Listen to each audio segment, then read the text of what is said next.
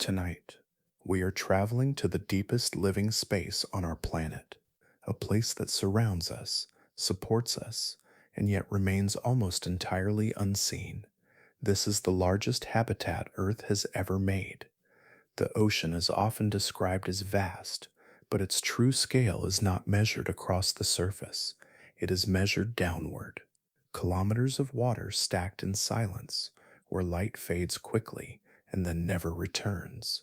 More than 90% of this space exists in permanent darkness, beyond routine observation, beyond the reach of satellites, beyond what human eyes can easily follow. Despite centuries of sailing and decades of advanced technology, humans have visually observed only a fraction of this world. Sonar can trace shapes, but it cannot reveal behavior. Maps can outline terrain, but they cannot show life. Again and again, when deep sea missions descend, they return with unfamiliar forms, organisms known only from brief recordings, fragments or single encounters that vanish back into the dark. Below the sunlit surface, entire ecosystems function without light at all. Life persists through chemistry instead of photosynthesis, drawing energy from heat, pressure, and reactions that unfold quietly along the seafloor. These discoveries did not complete our understanding of the ocean. They revealed how incomplete it truly is. But how can our planet's dominant environment remain so lightly observed? How much of the ocean do we actually understand beyond its surface outlines? And what kinds of life continue to exist beyond our brief encounters and remote instruments? Tonight, we descend gently into that unseen majority. We'll meet some of the strange lives we've glimpsed so far, and we'll sit with the quiet fact that most of our own planet remains a mystery. But before we begin, I would love to know where in the world you're listening from and what the time is there. It is always fascinating to think of these stories being heard across so many different skies. If you enjoy these gentle journeys into Earth's mysteries, please do consider leaving a like and subscribing to the channel. So now take a deep breath, let your body settle, and together let us drift quietly into the dark waters. When scientists speak softly about the vast percentage of the ocean that remains unseen, they are not describing a blank space on a map, nor are they suggesting that humanity has failed to notice where the water lies. They are pointing to a quieter absence, one that exists between presence and understanding. To call part of the ocean unexplored does not mean ships have never passed above it, or that signals have never bounced off its depths. It means that life there has not been truly encountered, watched long enough to reveal its habits, or understood well enough to be recognized as more than a passing shape. Much of the deep sea has been crossed by cables, echoed by sonar, and logged as coordinates, yet its living systems remain largely unknown in a practical sense. Observation in biology is not a glance, it is a relationship built slowly through time, repetition, and context. Without this, what exists below remains more rumor than knowledge, present but unconfirmed in its details. The phrase unobserved carries this weight. It does not deny that instruments have reached downward. It acknowledges that the ocean resists familiarity. Its depths do not allow lingering. Machines descend, record fragments, and retreat, returning with data that hints at complexity without ever staying long enough to witness it unfold. Life there may be abundant, but abundance alone does not translate into understanding when encounters are brief and incomplete. This gap becomes clearer when the distinction between mapping and knowing begins to widen. Modern technology has rendered the surface of the seafloor into sweeping contours, revealing trenches, ridges, and plains with impressive precision. These maps give the comforting impression of completeness, as though shape alone were enough to describe a place. Yet terrain is only the stage, not the story itself. A mountain on land tells us little about the forests that cling to its slopes, the animals that move through its shadows, or the seasons that reshape it year after year. In the same way, a sonar image of the ocean floor shows form without life, structure without motion. Sonar excels at tracing distance and density, translating echoes into outlines, but it cannot tell us who lives there, how they interact, or when they appear and disappear. Biological observation requires patience that depth does not allow. Nets sweep blindly and return damaged hints. Cameras drift briefly and capture moments without context. Organisms flicker into view and vanish, sometimes never recorded again. What sonar cannot show is behavior, and without behavior, ecosystems remain incomplete sketches. The deep ocean operates on timescales that rarely align with our visits. Feeding, migrating, reproducing, and dying may occur slowly or at moments we do not witness. As a result, much of what exists below remains statistically inferred rather than directly experienced. Models suggest presence, chemistry suggests activity, and energy flows suggest life, yet direct confirmation remains sparse. This is why percentages carry such quiet power. When scientists say that most of the ocean remains unexplored, they are acknowledging a limit, not of reach but of attention. They are describing how little time has truly been spent with the largest living system on the planet. A single descent might survey a corridor of darkness that stretches for kilometers, yet it represents only a fleeting instant in a world that changes slowly and patiently. Biological understanding grows through repeated observation, through watching the same place endure lightless days and seasons without sun. Without this repetition, certainty remains out of reach. Sonar can tell us where the seafloor rises or falls, but it cannot tell us which species return to the same patch of sediment, which drift away forever, or which appear only once every few years. The result is an ocean that feels paradoxically familiar and unknowable at the same time. We know its shape, but not its character. We know its depth, but not its daily rhythms.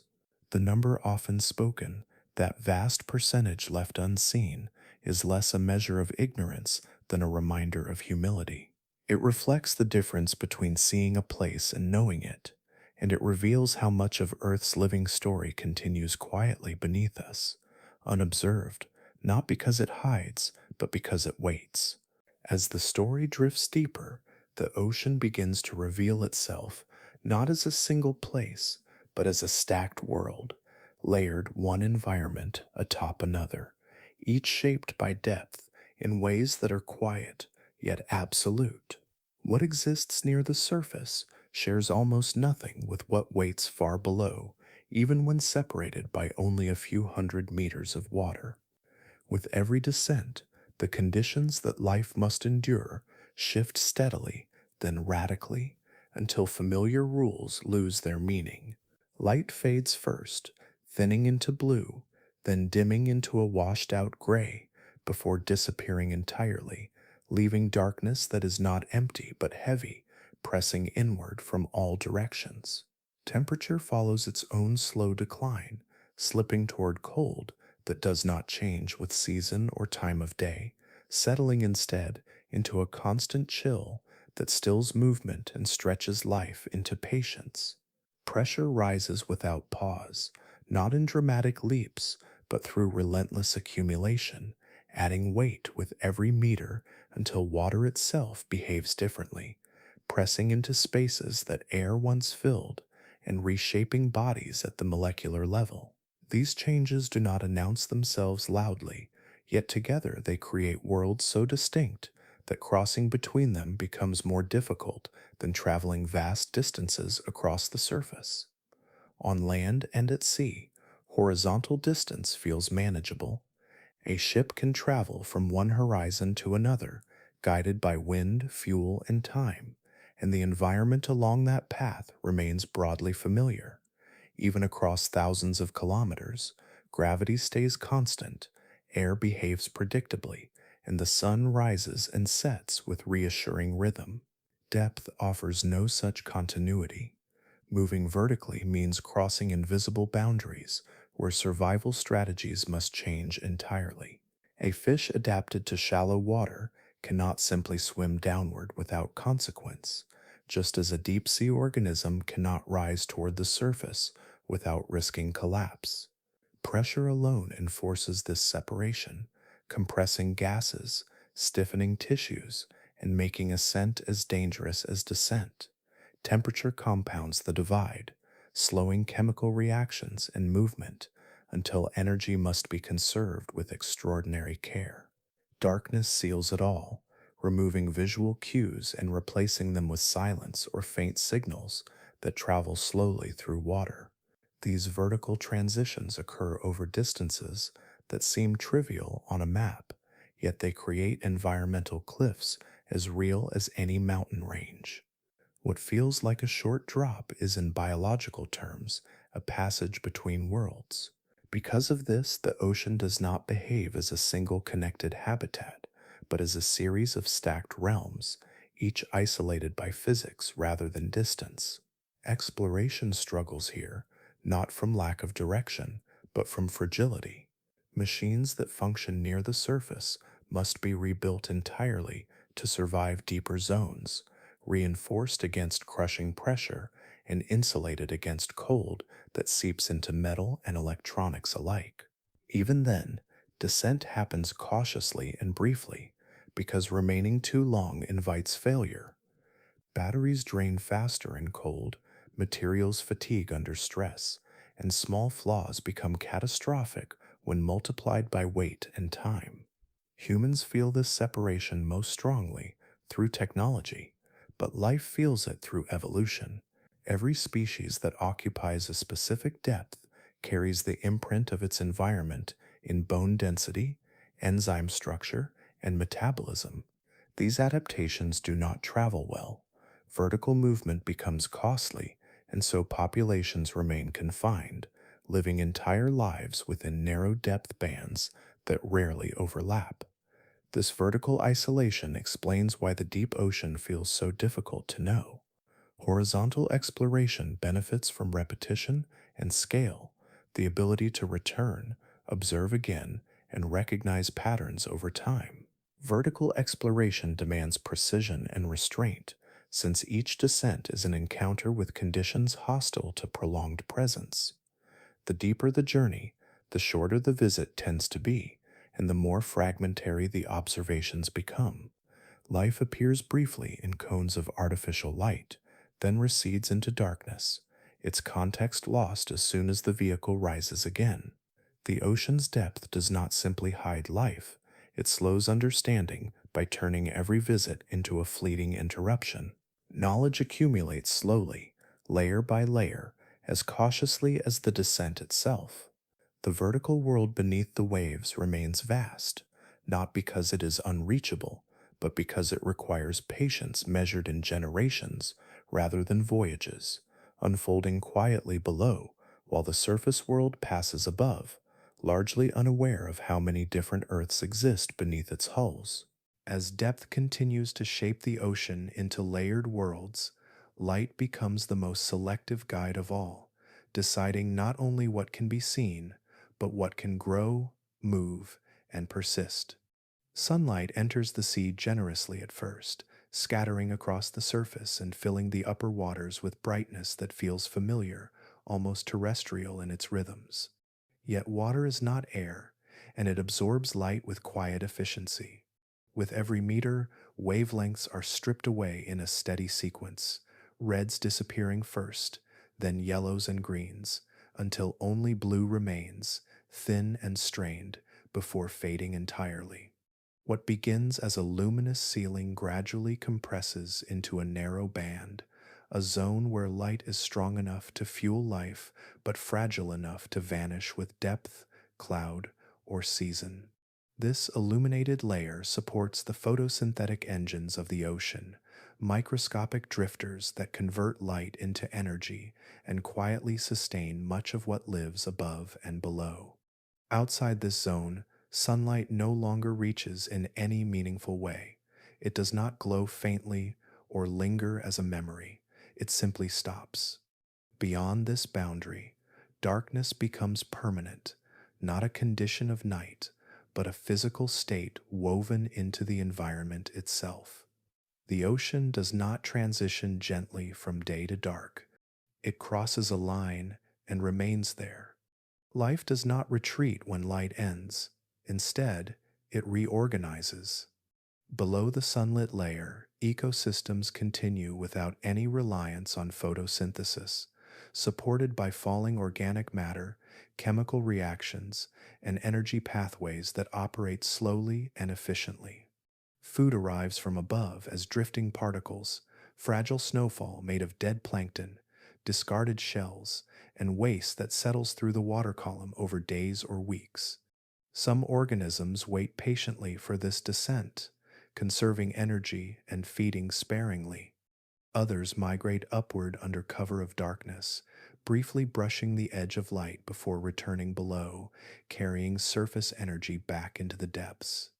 In places where chemistry replaces sunlight entirely, life anchors itself to reactions rising from the seafloor, drawing energy from minerals and heat rather than the sun. These systems are not rare curiosities, but stable, enduring parts of the ocean's fabric, operating continuously beneath the illuminated surface world.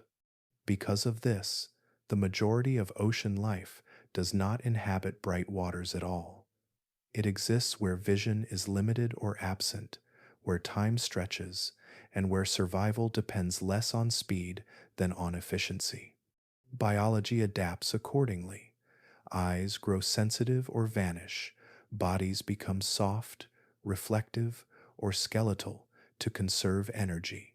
Movement slows, reproduction stretches across years, and longevity becomes common. Without sunlight to mark the passing of days, many species live unbound by the surface rhythms that shape terrestrial life. This absence of light reshapes not only biology, but observation itself. Human understanding has long depended on vision, on watching patterns unfold in spaces we can illuminate and revisit easily. In the deep ocean, light must be carried downward, artificial and brief, illuminating only small patches of an immense world. Cameras reveal shapes but steal context, freezing moments that do not easily connect into narratives of behavior or ecology. Organisms react to light as intrusion, scattering or freezing as bright beams pass over them, altering the very behaviors scientists hope to observe. Darkness becomes both the reason life flourishes in unfamiliar ways and the barrier that keeps those ways hidden. Without sunlight, tracking populations becomes difficult, growth rates become uncertain, and interactions remain inferred rather than witnessed. The absence of light removes the simplest tool of exploration and replaces it with patience, inference, and humility. Knowledge accumulates slowly, through fragments gathered across decades, assembled into cautious understanding rather than complete pictures. The ocean's dark majority remains active, complex, and alive, not waiting to be revealed, but existing fully beyond the reach of light, shaping Earth's systems quietly while the sunlit world above continues, largely unaware of how much of life unfolds in perpetual night. Far below the last reach of sunlight, where the ocean settles into permanent night, life continues without any reference to day, season, or sky. In these depths, the usual source of energy that shapes most living systems simply does not exist, yet existence remains persistent and structured. The discovery of hydrothermal vent ecosystems revealed this truth gradually, not as a sudden revelation, but as a quiet widening of what biology could be. When the first instruments drifted across these regions, they did not find empty rock or lifeless sediment. Instead, they encountered towering chimneys of mineral deposits, breathing warm, chemically rich fluids into the cold darkness. surrounded by dense gatherings of organisms that had no visible connection to the surface world. These communities did not look improvised or fragile. They were organized, layered, and stable, sustained by processes unfolding steadily beneath crushing pressure and absolute darkness. The vents themselves acted like slow-burning furnaces, releasing energy locked deep within the planet, creating islands of habitability in an otherwise sparse landscape. Life clustered around them, not briefly, but as a lasting presence, reshaping the surrounding seafloor into living architecture. Here, survival flows from chemistry rather than light. Certain microbes anchor these systems by harnessing energy from dissolved compounds, transforming substances released from the Earth's interior into usable fuel. This process unfolds invisibly, quietly powering entire food webs without a single photon involved. Larger organisms build their lives upon this foundation, hosting microbes within their tissues or grazing upon those that coat the rocks and sediments nearby. Growth is slow but steady, shaped by consistency rather than abundance. Movement remains measured, energy carefully conserved, as organisms adapt to conditions that do not fluctuate wildly but remain remarkably stable over long stretches of time. The absence of sunlight removes competition for brightness and speed, replacing it with an economy of patience. Structures become elongated, surfaces reflective or insulated, and lifespans stretch far beyond what is common near the surface. Reproduction occurs deliberately, often infrequently, ensuring that life persists without exhausting limited resources. These adaptations reflect not desperation, but balance, the result of living systems finely tuned to an environment where energy arrives steadily, not abundantly. The realization that such ecosystems could exist changed the framework of biology in profound ways. Life was no longer bound exclusively to the surface, nor dependent on the sun as its singular engine. Instead, the planet revealed a second pathway for sustaining complexity, one rooted in geology rather than astronomy. This understanding expanded the definition of habitable environments, shifting scientific thought away from narrow conditions toward a broader recognition of life's flexibility. It suggested that Earth had always hosted parallel systems, unfolding quietly in darkness, while surface ecosystems rose and fell with climate and light. The deep ocean was no longer a marginal space but a foundational one, hosting lineages that may trace their ancestry back to the earliest chapters of life itself. These systems demonstrated that life could flourish wherever energy gradients existed, regardless of illumination, and that adaptation could sculpt forms and behaviors entirely unfamiliar to human experience. Observation of these environments also transformed how scientists approached exploration. Traditional assumptions about scarcity gave way to recognition of abundance, albeit localized and structured differently than surface life. Each vent field revealed new variations, different species arrangements, and unexpected strategies for survival, emphasizing that these were not isolated anomalies, but expressions of a broader biological principle. The deep sea became less of a void and more of a reservoir of alternative solutions to living. These discoveries did not diminish the importance of sunlight-driven ecosystems, but placed them alongside other equally valid forms of life organization. Biology became less linear and more layered, reflecting the vertical complexity of the ocean itself. The story of life expanded downward, incorporating darkness, pressure, and chemistry as equal partners in shaping existence. As understanding deepened, so did humility. The realization that entire ecosystems had persisted unseen for so long underscored the limits of surface-based knowledge. Life did not require visibility to be real, nor familiarity to be significant. In the quiet glow of vent plumes, Surrounded by darkness that never lifts, Earth continues to demonstrate that its living systems are more diverse and resilient than early science ever imagined. These communities do not announce themselves, nor do they wait to be discovered.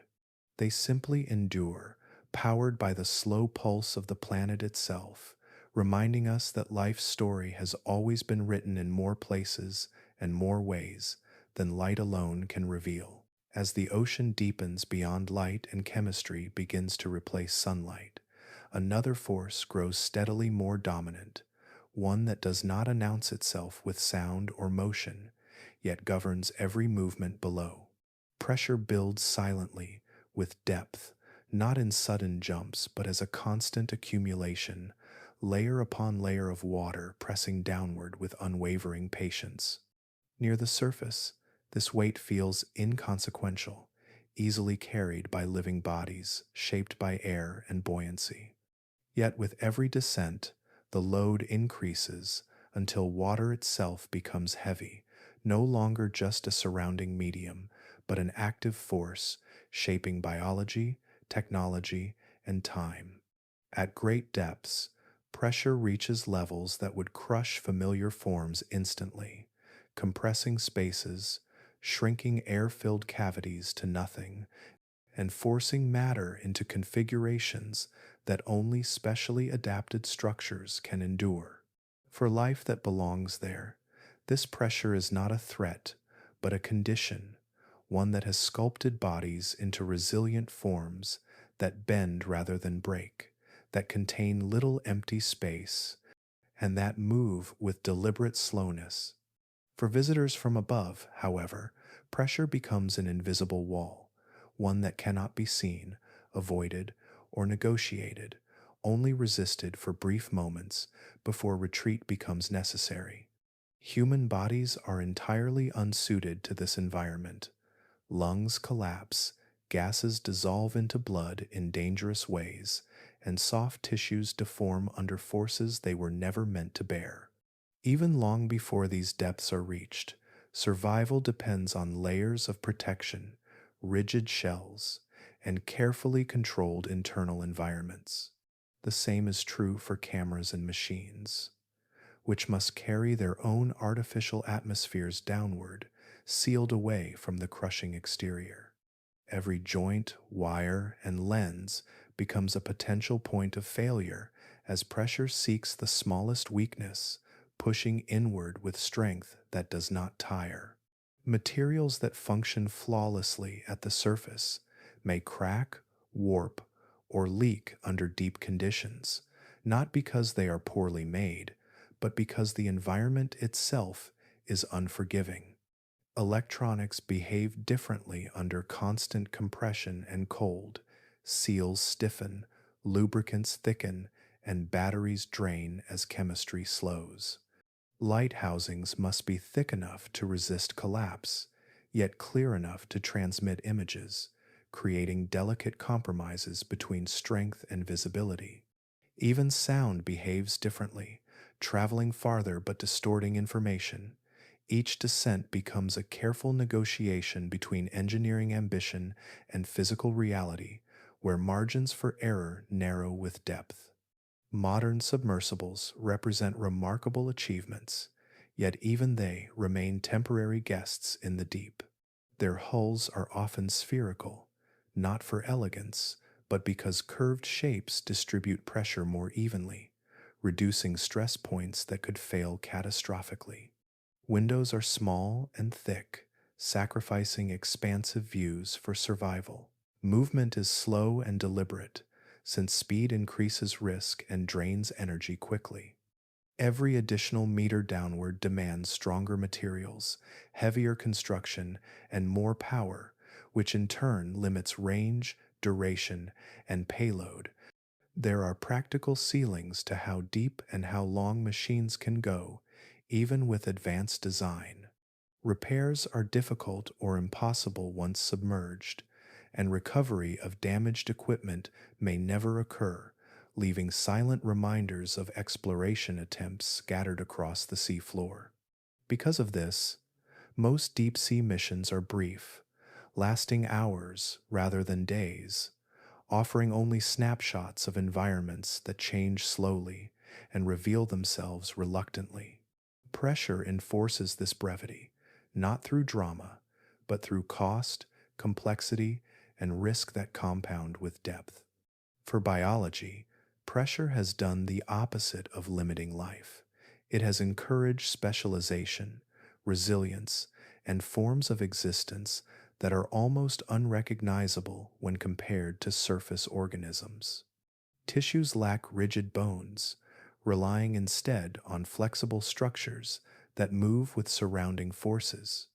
Enzymes function optimally under compression, chemical reactions tuned to environments that would disable surface life instantly. These adaptations do not translate upward, just as surface adaptations fail downward, creating a natural separation that reinforces the ocean's vertical isolation. Pressure ensures that deep ecosystems remain largely self contained, evolving slowly and steadily beyond frequent disturbance. For observers, this same force ensures humility.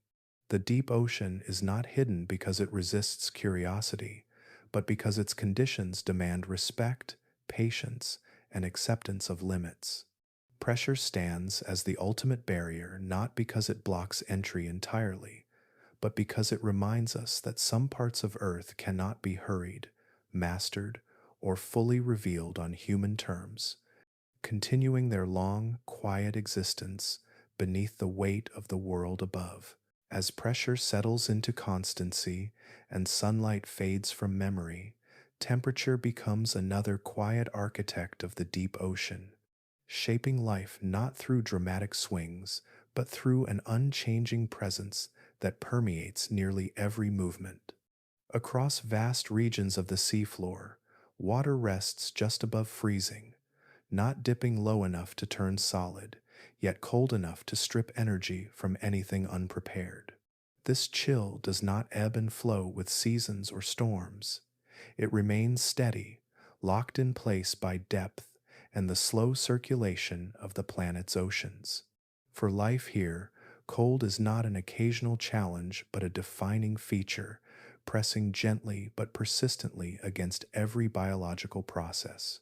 Movement slows, reactions stretch out over longer spans, and the urgency that drives surface ecosystems dissolves into a calmer rhythm. The deep ocean does not rush, it allows time to accumulate, letting changes unfold across years or centuries rather than days. In this environment, warmth is not sought and heat is not generated in bursts. Instead, life aligns itself with the surrounding cold, matching its pace and conserving what little energy is available. Cold water alters chemistry in subtle but far reaching ways. Molecules move more slowly, interactions take longer, and reactions that might happen quickly near the surface proceed at a measured pace below.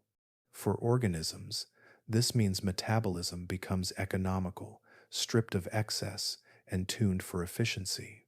Feeding events may be rare, and digestion can stretch across extended periods. Growth slows, often dramatically, with many deep sea species taking years to reach maturity. Lifespans lengthen as a result, not because life is easy, but because change arrives slowly and survival favors persistence over speed. Muscles are built for endurance rather than power, and movement becomes deliberate, conserving energy at every turn. Even the simplest actions carry cost, and so nothing is wasted.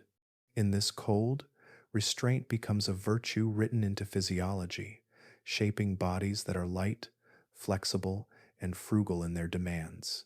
These adaptations produce creatures that appear almost suspended in time, moving as though the surrounding water itself were thickened, resisting haste. Evolution under constant cold follows paths unfamiliar to warmer worlds. Without temperature fluctuations to drive rapid change, selective pressures act quietly, refining traits that favor stability rather than adaptability. Enzymes evolve to function optimally at low temperatures, maintaining activity where surface proteins would stall. Membranes remain fluid despite cold, preventing rigidity that would halt cellular processes. Reproductive strategies reflect this slower world as well, with fewer offspring produced, but each one invested with greater care and longevity. Because energy is limited and recovery from loss is slow, survival favors caution and durability. Populations remain sparse, spread thinly across the seafloor, connected by slow currents and even slower generations. This pace reduces competition and aggression, allowing coexistence where abundance is rare. Predation still exists, but it unfolds without frenzy, governed by opportunity rather than pursuit. In such conditions, evolution prioritizes patience, with changes accumulating gradually over immense spans of time. For observers, cold adds another layer of difficulty to understanding the deep ocean. Instruments function less reliably, mechanical parts stiffen, and batteries lose efficiency, shortening missions that are already constrained by pressure and darkness. Biological samples deteriorate rapidly once removed from their native temperatures, altering tissues and disrupting processes that depend on cold stability. As a result, many deep sea organisms are known through brief glimpses rather than prolonged study, their true behaviors inferred rather than witnessed. The environment itself resists manipulation, reminding explorers that life here is not simply colder, but fundamentally different in tempo and texture. Cold preserves forms, slows decay, and allows remnants of life to persist longer on the seafloor, creating a record that blurs past and present. Yet this same preservation complicates interpretation, as growth, death, and change leave subtle traces that are easy to overlook. Within this near freezing world, life continues quietly, unhurried by sun or season, shaped by a temperature that never lifts and rarely surprises. The deep ocean's cold is not harsh in the way surface extremes can be. It is steady, enveloping, and absolute, setting a pace that life has learned to match with remarkable precision. Through this alignment, organisms endure not by resisting the cold, but by becoming part of it, evolving into forms that mirror the stillness of their surroundings and reminding us that thriving does not always require warmth, only balance over time.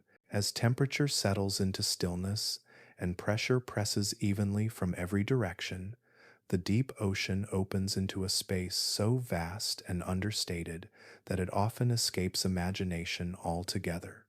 Beyond trenches and ridges, beyond vents and slopes, the seafloor spreads outward into the abyssal plain, a continuous expanse that covers more of Earth's surface than any forest, desert, or grassland above. It stretches for thousands of kilometers at a time, uninterrupted and nearly level, shaped by slow geological forces that have smoothed its contours over immense spans of time. Sediment falls gently here, grain by grain, building layers so thin that a single centimeter may take centuries to form. Darkness is complete and permanent, not broken by flashes of bioluminescence as often as near slopes or vents, but held in a calm that absorbs motion and sound alike. The water is quiet in a way that feels physical, as though movement itself has been softened.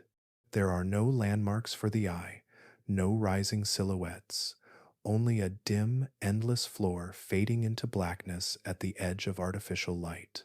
This flatness is not emptiness, but uniformity, a landscape defined by consistency rather than drama, where change arrives slowly and remains subtle when it does. Within this immense plain, life persists in ways that mirror the environment itself.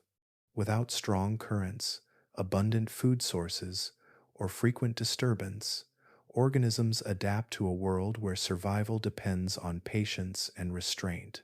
Organic matter drifts downward from far above, settling like fine dust, providing a thin but steady source of nourishment.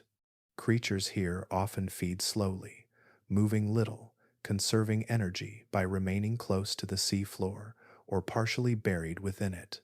Many are small, not because size is impossible, but because large bodies demand energy that rarely arrives in surplus. Others grow larger but hollow or delicate, minimizing weight and metabolic cost. Activity unfolds gradually, with feeding events spaced far apart, reproduction infrequent, and growth extending across long lifespans. Life does not cluster densely across the abyssal plain. Instead, it spreads thinly, each organism occupying a quiet territory shaped by scarcity and time. This sparseness does not indicate fragility. It reflects balance, a system tuned to low input and long persistence, capable of enduring without acceleration. Silence defines this environment as much as darkness. Sound travels far in water, yet here it dissipates into distance, softened by depth and uniformity. There is little to collide, little to disrupt, and so the abyssal plane remains acoustically subdued. This quiet shapes behavior just as strongly as cold or pressure. Communication becomes minimal, movement discreet. For predators, ambush replaces pursuit. For prey, stillness offers protection. The seafloor itself becomes part of this quiet life, its sediments hosting communities within their layers, organisms threading through grains of mud, recycling nutrients with steady efficiency. These hidden populations may outnumber visible animals by far, forming a foundation of life that rarely reveals itself to observation. Their existence is inferred through chemistry, through subtle changes in sediment composition, through traces left behind rather than through direct encounter. Persistence here is measured not in abundance, but in continuity. The same forms remain present for generations, changing slowly, almost imperceptibly, as conditions above fluctuate without reaching them. For exploration, the abyssal plain presents a paradox. Its flatness makes navigation easier, yet its scale overwhelms attempts at comprehension. A single expedition may traverse kilometers of seafloor and encounter little variation, leading to impressions of uniform emptiness that dissolve only when viewed across time and distance. What appears still and silent during one brief visit may be part of a larger pattern that unfolds over years, shaped by episodic food falls, shifting currents, or slow biological interactions that escape quick measurement. Sampling such a vast environment requires patience beyond individual missions, relying on accumulation of data gathered sparsely across decades. Because of this, the abyssal plain remains one of the least understood major habitats on the planet, not because it hides its presence, but because it offers its story in fragments too subtle for hurried listening. Life here does not announce itself. It endures quietly across enormous distances, turning the largest continuous habitat on Earth into a place defined not by spectacle, but by calm persistence beneath an ocean that rarely stirs its depths. Reaching the deep ocean requires a careful balance between curiosity and restraint, shaped by the understanding that every descent is both an opportunity and a risk. Exploration unfolds through two primary approaches, each carrying its own strengths and limitations, and neither capable of lingering long in an environment that resists extended presence.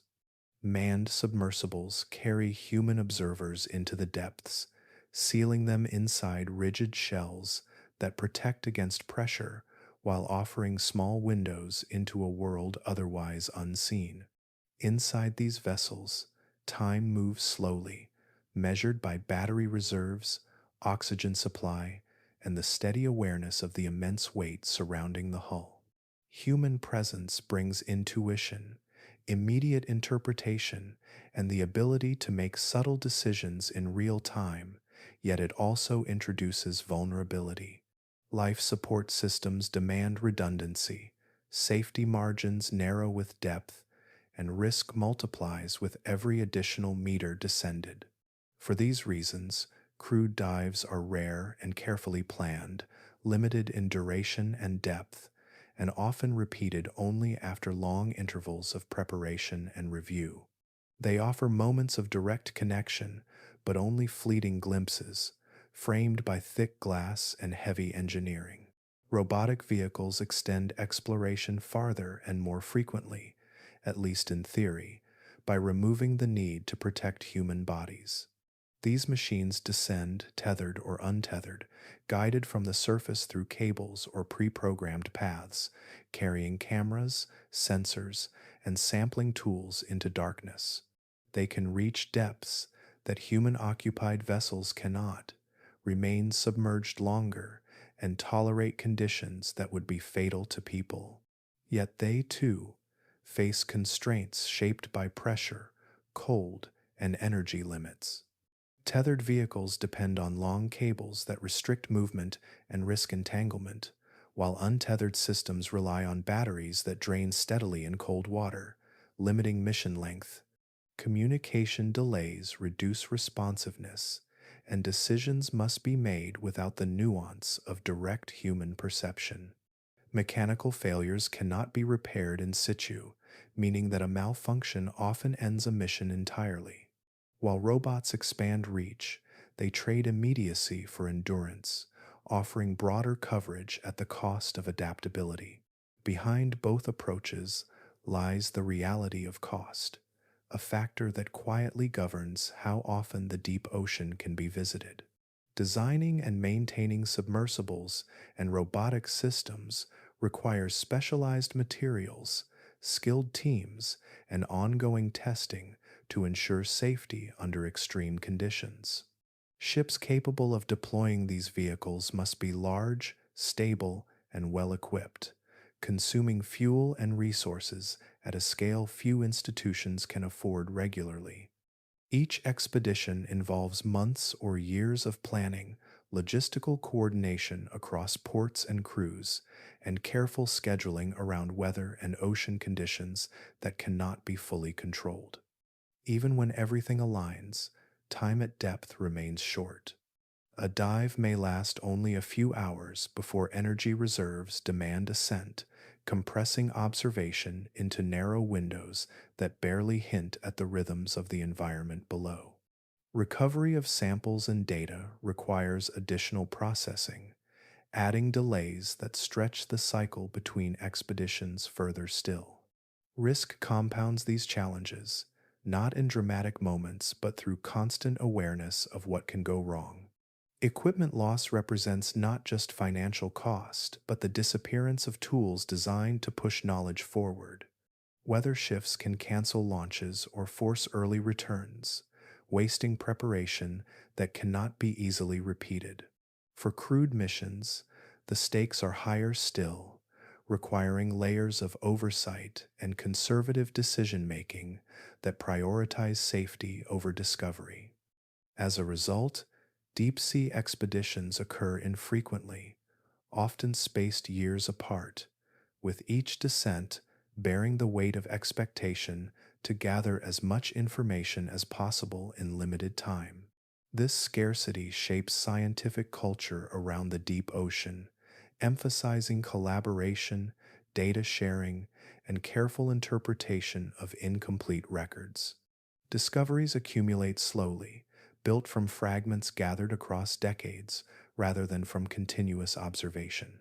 In contrast to the regularity of surface research, where instruments can be deployed repeatedly and monitored continuously, deep exploration remains episodic.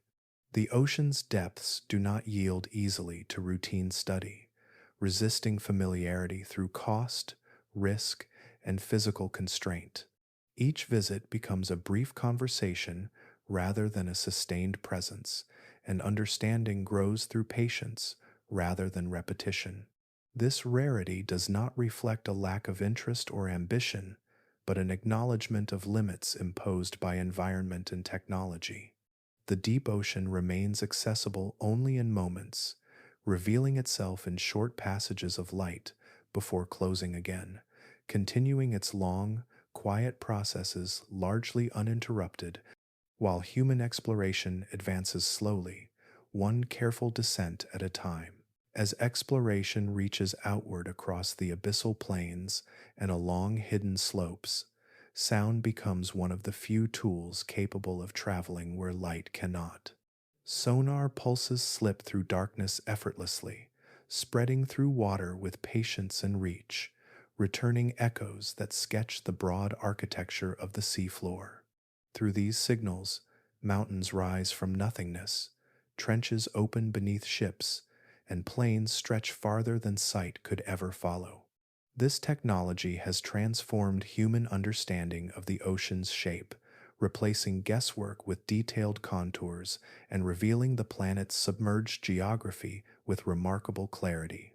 Yet within this apparent mastery lies a subtle limitation. Sonar listens for resistance, not life. It measures distance and density, translating reflected sound into surfaces and shadows, while the living world remains largely invisible within the echo. What appears complete on a map may still be biologically unknown, its inhabitants uncounted and unseen beneath a layer of acoustic certainty. Sound is well suited for drawing outlines, but it struggles with softness and complexity.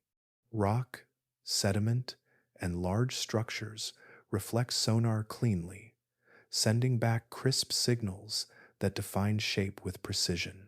Living organisms, by contrast, are irregular, mobile, and often composed of water-rich tissues that absorb sound rather than reflect it strongly. Schools of fish may register as shifting clouds, but individual bodies blur together, offering little information beyond movement and approximate mass. Smaller organisms dissolve entirely into background noise, indistinguishable from the surrounding water. Even larger animals appear as fleeting disturbances, not stable features that can be cataloged or revisited. Sonar cannot tell if a shape is alive, only that something momentarily occupies space. It does not reveal behavior, interaction, or ecological role. It cannot show feeding, reproduction, or migration. These processes unfold quietly and often slowly, without leaving strong acoustic signatures behind. As a result, sonar excels at showing where terrain lies, but falters when asked who lives there. This distinction between mapping and understanding becomes increasingly important as exploration pushes deeper. A detailed map of the seafloor can create the comforting illusion that a place is known. Ridges gain names, plains receive boundaries, and coordinates become familiar, yet none of this guarantees insight into the ecosystems layered across that terrain. A forest on land could be mapped flawlessly and still remain biologically mysterious if its plants and animals were never studied directly. The same is true beneath the ocean. Ecosystems are defined by relationships, by energy moving through food webs, by seasonal or episodic patterns that sonar cannot capture. Life responds to chemistry, temperature, pressure, and time, not just to the shape of the ground beneath it. Detecting terrain is an act of measurement, while understanding ecosystems requires presence and duration. Sonar provides the former generously, but offers little of the latter. The limitations extend beyond resolution into interpretation. Sound returns simplified versions of reality, smoothing complexity into averages that favor uniformity over detail.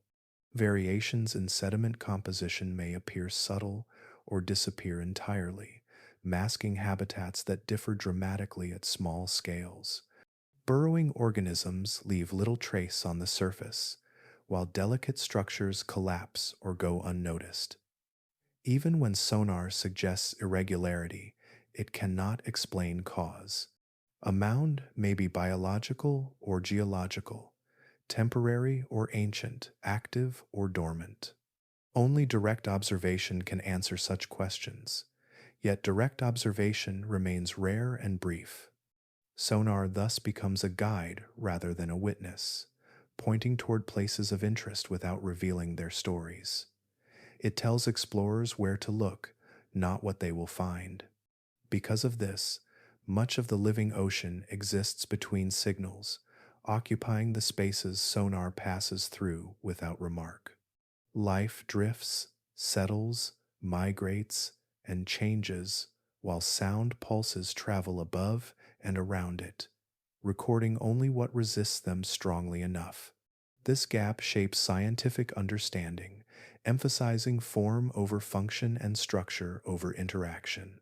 The ocean's biological richness remains underrepresented not because tools are absent, but because the tools favor solidity over softness.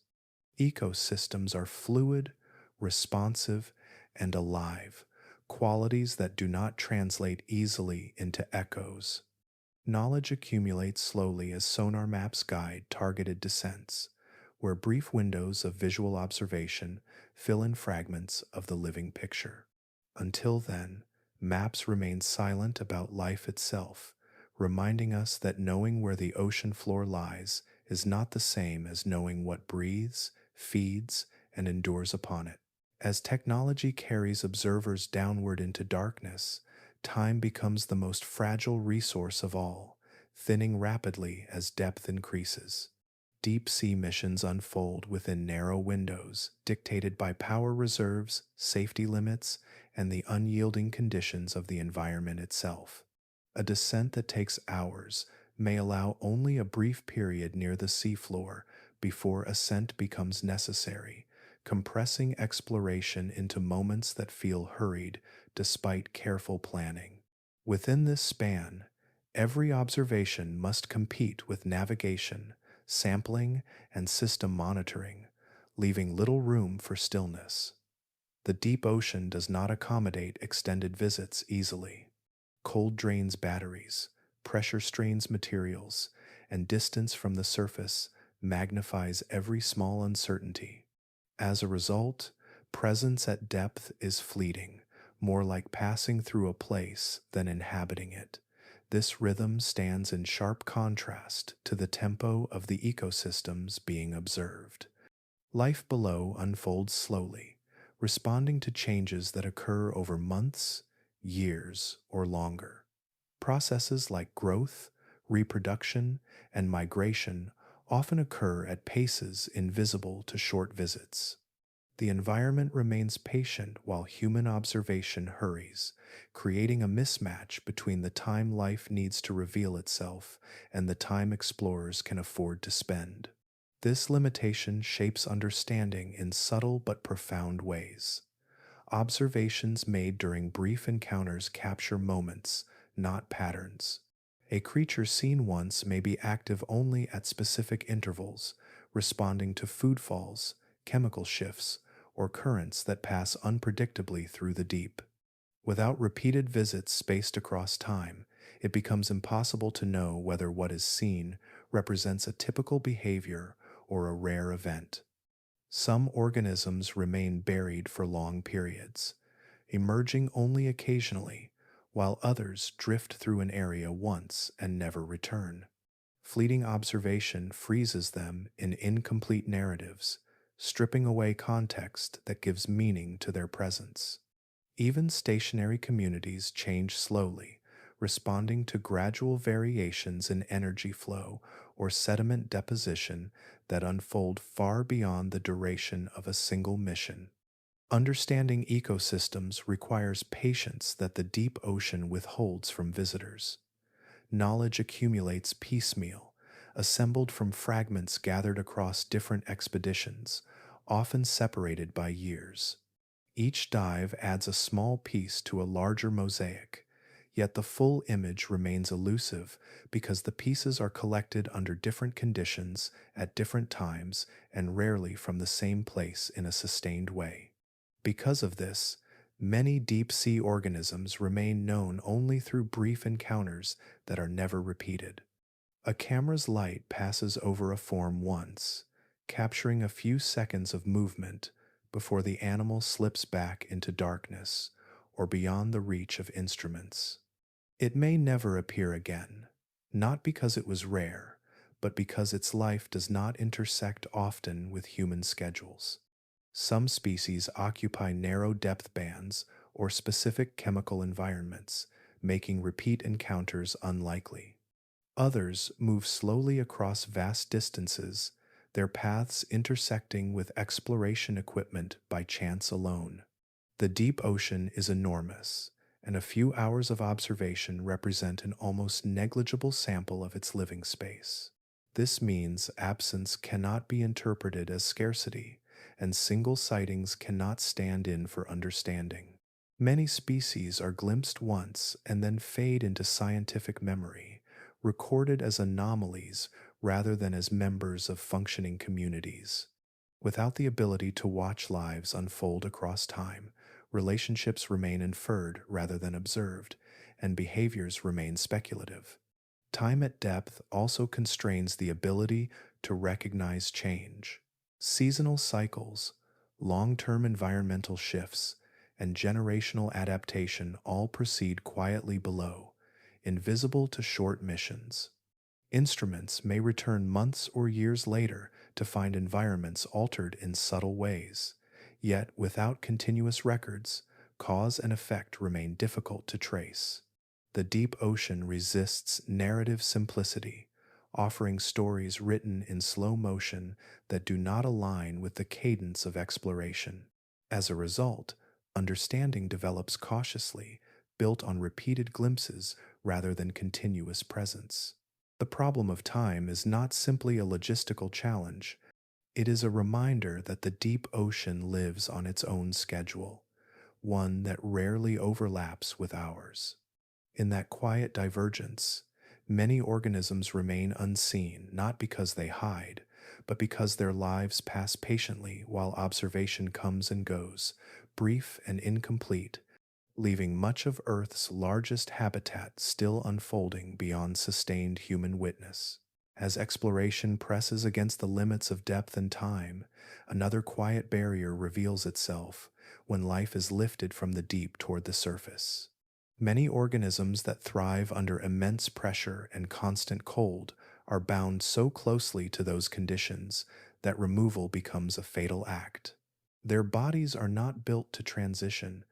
At depth, pressure supports delicate internal structures, keeps gases dissolved, and maintains balance within tissues that have never known expansion. When ascent begins, that balance unravels. Pressure decreases steadily but inexorably, allowing dissolved gases to come out of solution and expand, deforming organs and rupturing cells. Tissues that function perfectly in compression begin to fail as support vanishes. What looks intact at first glance may already be irreversibly damaged long before reaching the surface. This transformation is silent and rapid, unfolding inside bodies that evolved without any pathway upward. To them, ascent is not movement through space, but a fundamental change in physics. Temperature adds to this strain with equal force. The deep ocean is cold and stable, often hovering just above freezing across vast regions. Surface waters, by contrast, are warmer and variable, especially in sunlit layers where heat fluctuates daily and seasonally. As organisms rise, their enzymes and membranes are suddenly pushed beyond operating limits. Chemical reactions accelerate unpredictably. Proteins lose their structure, and metabolic systems fall out of balance. Even careful handling cannot prevent this shock because the change itself is the problem, not the speed at which it occurs. Some species perish during ascent, Others survive briefly, only to fail hours later as internal damage accumulates. This fragility is not weakness but specialization. These organisms are exquisitely adapted to a narrow slice of Earth's conditions, and outside that slice, their biology no longer holds. Because of this, the act of bringing life up from the deep often destroys the very qualities scientists hope to study. Color fades, texture changes, behavior disappears. Muscles that moved slowly and deliberately at depth become limp. Organs collapse or distort, making anatomical interpretation difficult. In many cases, only fragments reach the surface intact, stripped of context and vitality. This limits the ability to observe living behavior, reproduction, feeding, and interaction, forcing reliance on indirect evidence gathered through brief footage or chemical traces. Laboratories can recreate aspects of pressure and temperature, but not always in combination or over the necessary timescales. Specialized chambers exist, yet their capacity is limited, and not all species can be sustained within them. As a result, much deep sea biology is studied in a state that no longer represents how the organism lived, complicating understanding and inviting uncertainty. This fragility reshapes classification itself. Traditional biological study relies on repeated observation, comparison, and careful measurement across multiple individuals. In the deep ocean, specimens are rare, often unique, and frequently altered by the journey upward. Descriptions must be made cautiously, knowing that key features may have been lost or transformed. Some species are recognized only from partial remains, others from a single individual that cannot be replaced. Without living specimens, behaviors remain inferred, life cycles incomplete, and ecological roles uncertain. Classification becomes provisional, a careful placement within a broader framework rather than a definitive statement. Over time, additional encounters may refine or overturn early conclusions, but progress unfolds slowly, constrained by rarity and fragility. This reality also shapes ethical considerations in exploration. Each collection event carries weight, balancing the desire to understand against the knowledge that removal often ends a life adapted to conditions we cannot sustain. Increasingly, observation in place is favored over capture, even though it yields less tangible evidence. High-definition cameras, gentle sampling tools, and long-duration sensors allow glimpses without disruption, preserving organisms within their native environments. Yet these methods come with their own limitations, offering depth of context at the expense of physical study. The deep ocean resists being brought upward, insisting that knowledge must travel instead. Life there remains rooted in pressure and cold, flourishing quietly in conditions that cannot be replicated easily or endured for long. In this way, fragility becomes a form of protection, preserving ecosystems from over-extraction while reminding explorers that understanding does not always require possession. Much of the deep ocean can only be known where it lives, remaining intact and unseen, continuing its slow existence beyond the reach of surface hands.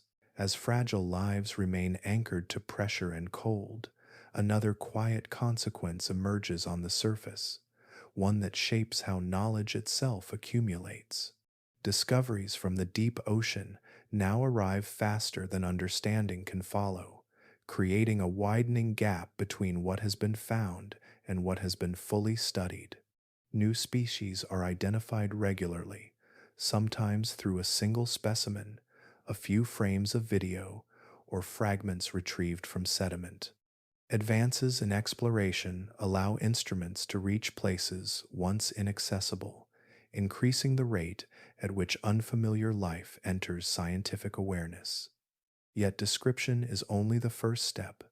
To understand how an organism lives, feeds, reproduces, and interacts with its environment requires time, repeated observation, and comparison across individuals. These conditions are rarely met for deep sea life. As a result, naming often outpaces knowing, with formal descriptions serving as placeholders rather than complete portraits. Species enter the scientific record long before their stories can be followed, leaving knowledge suspended in an early stage of recognition. This imbalance feeds into growing taxonomic backlogs within marine biology. Taxonomy, the careful work of organizing life into relationships, depends on meticulous examination of form, genetics, and variation. In the deep ocean, each of these steps is slowed by rarity and fragility. Specimens arrive damaged or incomplete, preserved under conditions that alter soft tissues, or represented only by juveniles whose adult forms remain unknown. Genetic analysis adds clarity, but also complexity, revealing hidden diversity that demands further study. Museums and research institutions house vast collections gathered over decades, many of which await detailed examination. Shelves and storage units hold organisms that have been cataloged but not fully analyzed, their identities provisional and their relationships unresolved. Specialists capable of interpreting these materials are few, and their work requires patience that funding cycles rarely favor. The result is a quiet accumulation of unfinished knowledge where the pace of discovery exceeds the capacity to synthesize it into coherent understanding. Alongside physical specimens, an immense volume of data continues to gather, much of it unanalyzed. Cameras capture hours of footage during each expedition, recording brief encounters with life that may never be seen again. Sensors collect chemical, thermal, and acoustic information that hints at biological activity without revealing its agents directly.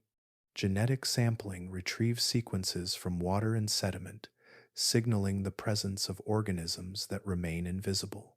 These datasets accumulate faster than they can be interpreted, each requiring careful cross-referencing and validation. Analysis demands time, not just for computation, but for thought, for contextual understanding that bridges data points into meaningful patterns. In many cases, data waits years before receiving focused attention, its insights delayed not by neglect, but by the sheer volume of material competing for limited expertise and resources. The discovery gap alters the rhythm of scientific progress. Rather than moving steadily from observation to understanding, deep-sea research advances in bursts, marked by moments of revelation followed by long periods of analysis. The ocean yields novelty readily, but comprehension resists haste. Each new finding raises additional questions that cannot be answered immediately, expanding the horizon of what remains unknown. This process can give the impression of overwhelming mystery, yet it also reflects the depth and richness of the environment itself. The gap is not a failure of science, but a measure of scale, revealing how vast the living ocean truly is compared to the tools available to study it. Within this gap, caution becomes essential. Early interpretations may change as additional information emerges, and classifications evolve with new evidence. What is named today may be redefined tomorrow, not because the original work was flawed, but because understanding deepens slowly in stages. This fluidity demands humility, both from scientists and from those who receive their findings. The deep ocean does not deliver final answers quickly. It offers fragments that must be assembled patiently, respecting uncertainty as part of the process. While discovery races ahead, comprehension follows at its own pace, shaped by careful labor and sustained attention. In this quiet backlog of life and data, the ocean continues unchanged, its systems functioning regardless of human timelines. Species persist whether or not they are fully studied. Interactions unfold beyond documentation, and ecosystems maintain balance without reference to classification. The discovery gap stands as a reminder that exploration expands awareness faster than understanding can keep up, and that knowing the ocean requires not only reaching it, but remaining with its questions long enough for meaning to emerge.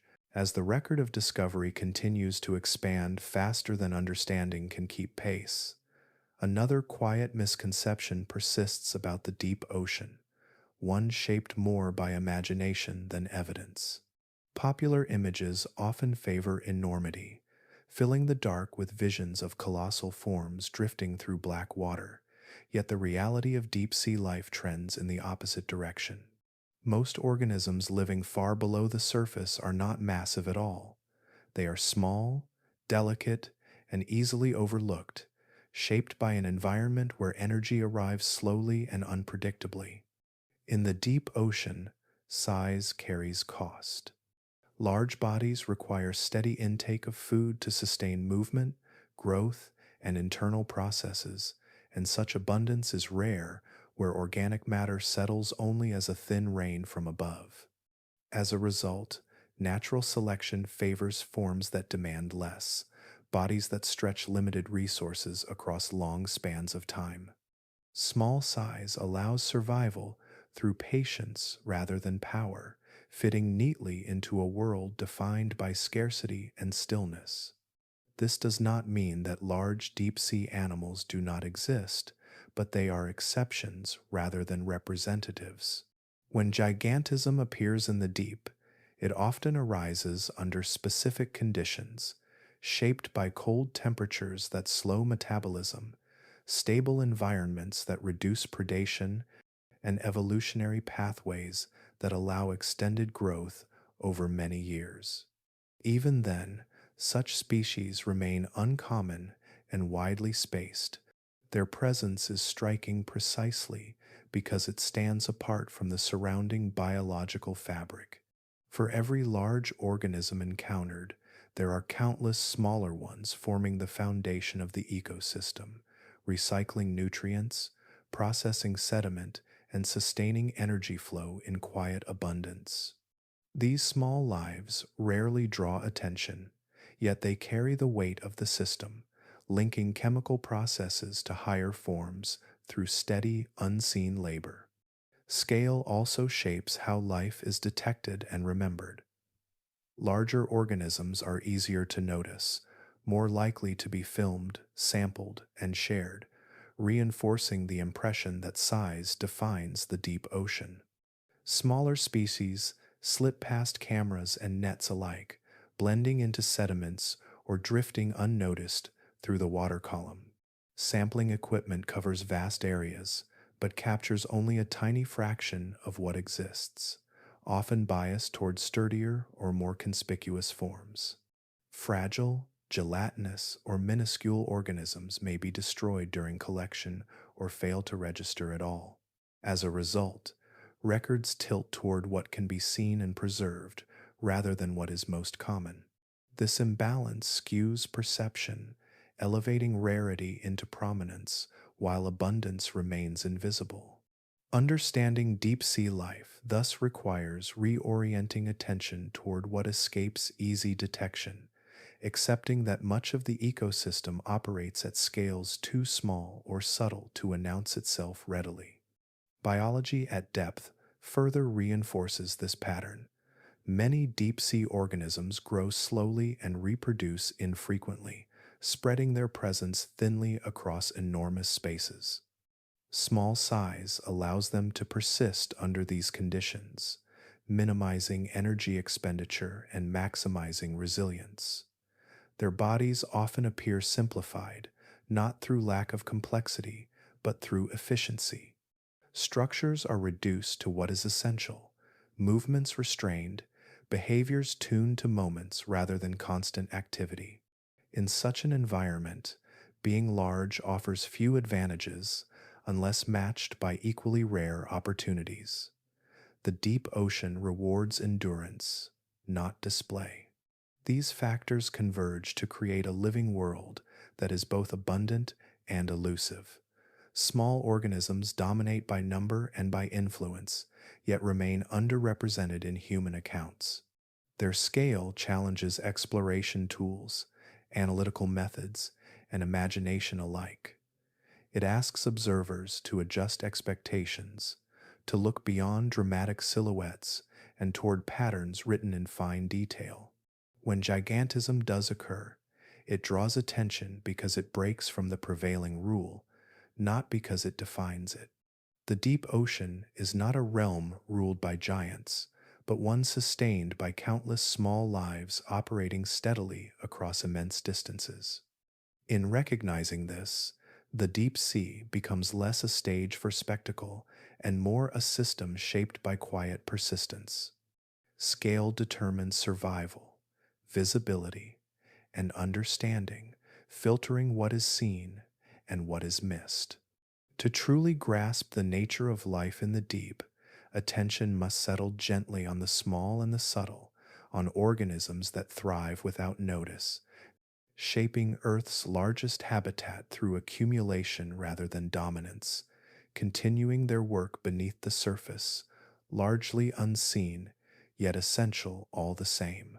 In the absence of sunlight, and across distances where sound and touch offer limited reach, light emerges in the deep ocean as a quiet substitute, produced not by the sky but by life itself. Bioluminescence appears not as decoration, but as a practical response to darkness that has persisted for millions of years. In this world, light does not flood the environment or linger softly across surfaces. It arrives in brief pulses, gentle glows, and sudden flashes, each carefully measured against the cost of producing it. Energy remains precious at depth, and so illumination is used sparingly, shaped by purpose rather than display. Many deep-sea organisms generate light through chemical reactions within their bodies, reactions that release photons without heat, allowing visibility without waste. These points of light drift and blink through the water like distant stars, composing a living sky beneath the waves, one that shifts slowly and silently with the movement of its creators. Within this living darkness, light becomes a form of communication.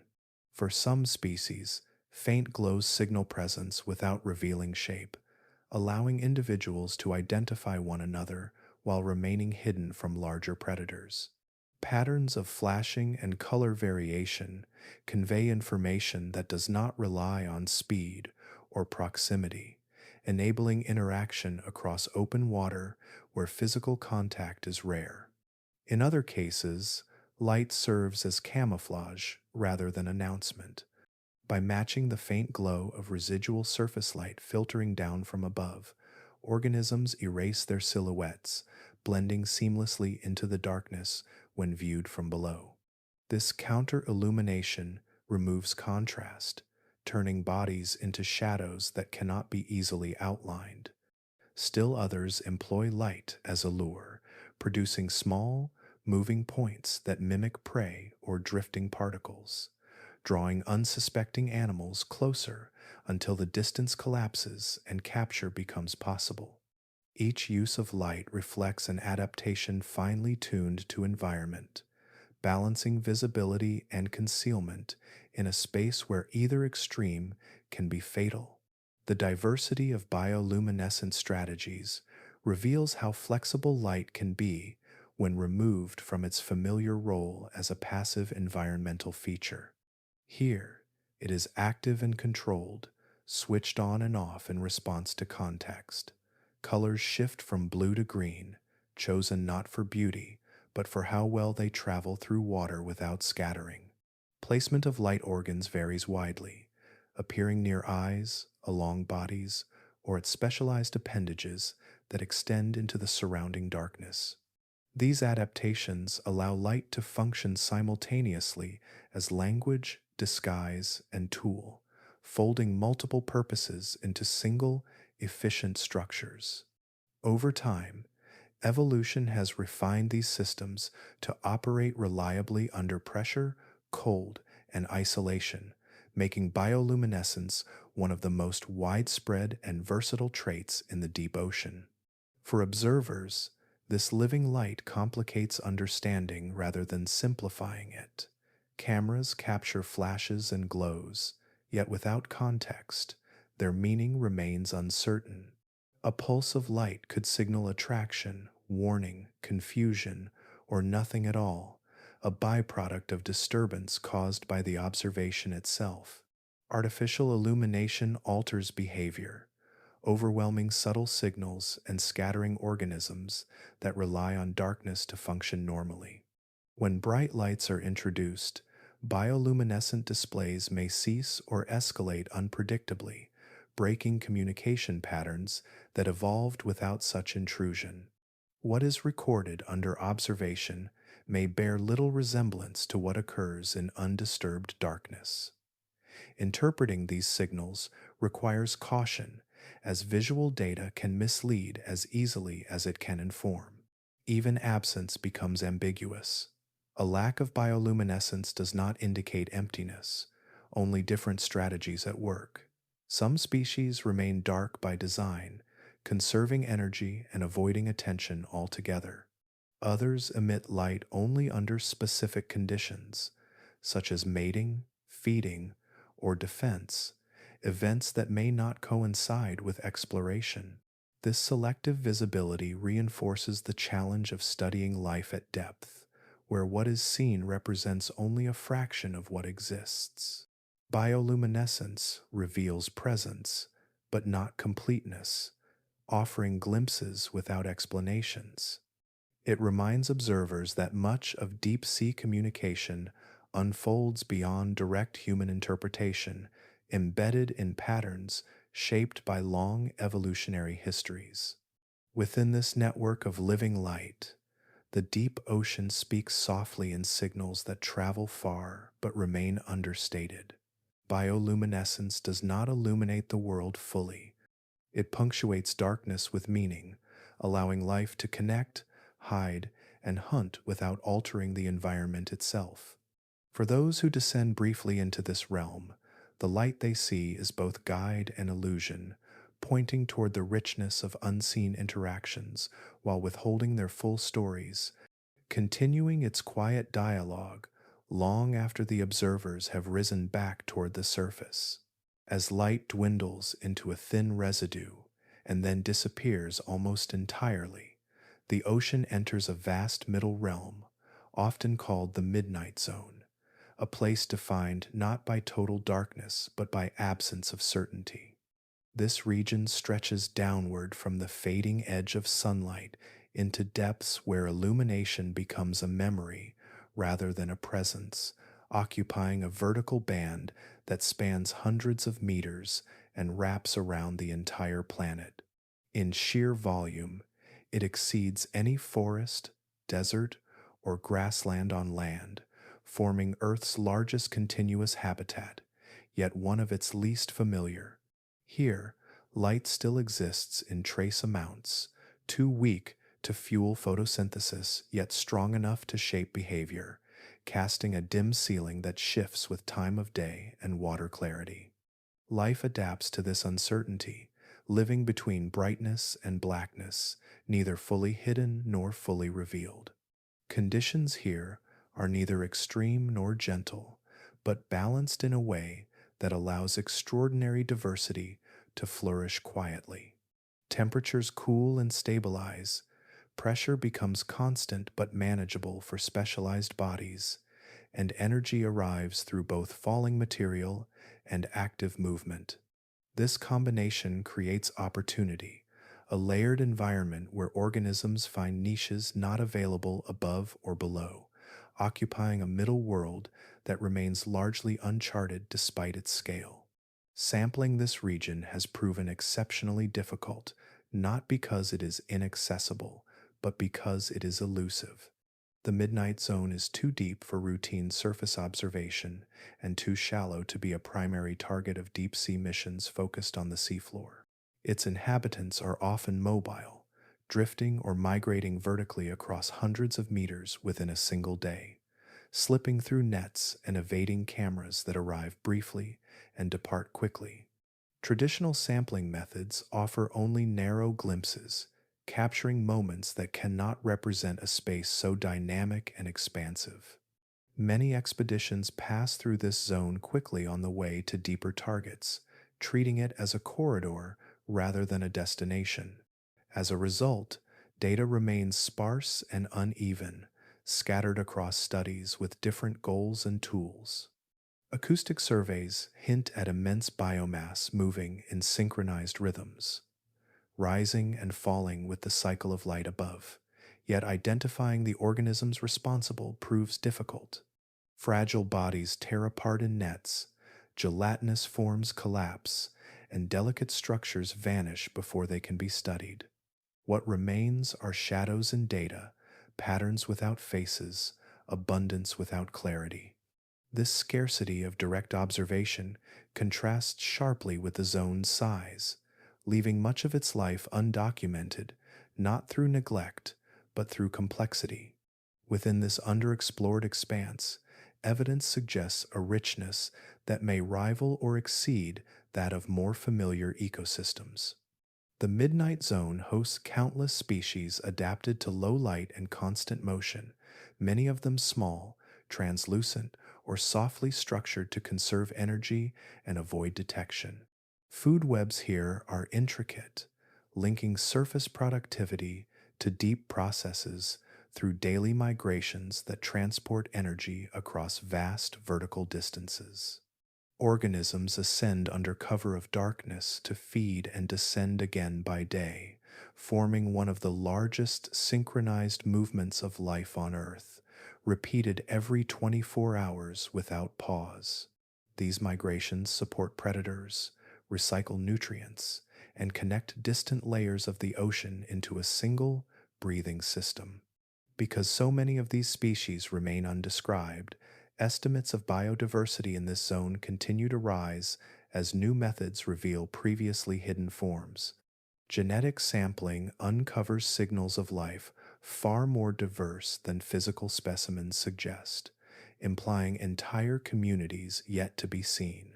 The challenge of studying the midnight zone lies not only in reaching it, but in staying with it long enough to understand its rhythms. Short visits miss the slow build and release of movement, the transitions that occur at dawn and dusk below the surface, and the subtle interactions that define ecological balance. Long-term monitoring remains rare and technically demanding, leaving large gaps in knowledge about population sizes, lifespans, and responses to environmental change. Yet even fragmentary evidence points toward a system of immense importance, one that plays a central role in regulating ocean chemistry and global cycles. The midnight zone functions as a living bridge, linking surface and depth through constant motion, carrying energy downward and memory upward in ways still being traced. Within this twilight habitat, life thrives not in spite of uncertainty, but because of it, filling Earth's largest living space with forms that remain mostly unseen, continuing their quiet existence across a realm that spans the planet while remaining just beyond the edge of familiarity. As the midnight zone stretches quietly around the planet, it does not remain still. Each night, an immense and largely invisible movement begins, one that rivals the great migrations of land and sky, yet unfolds far beyond ordinary observation.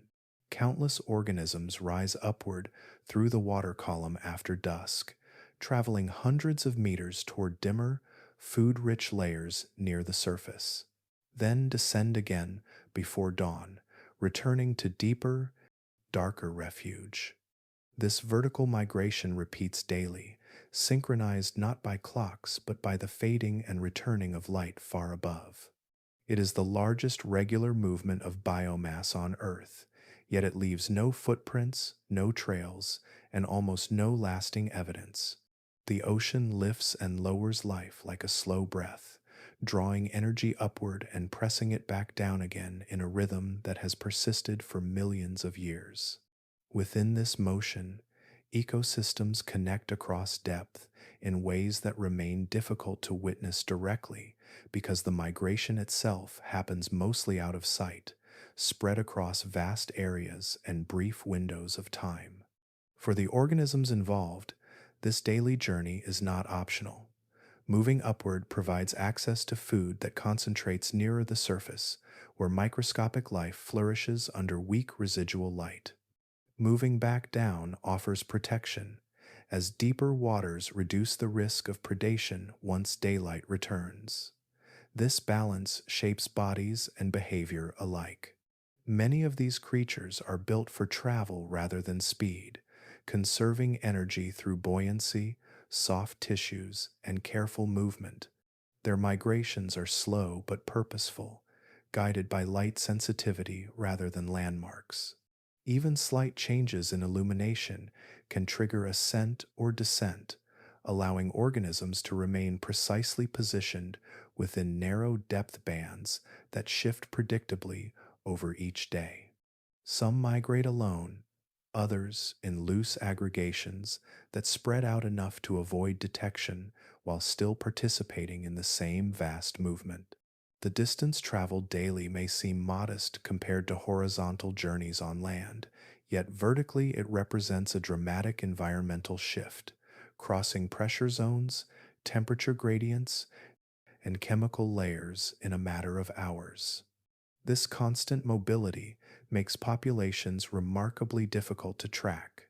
Traditional sampling methods capture snapshots, freezing organisms at particular depths without revealing where they came from or where they are headed next.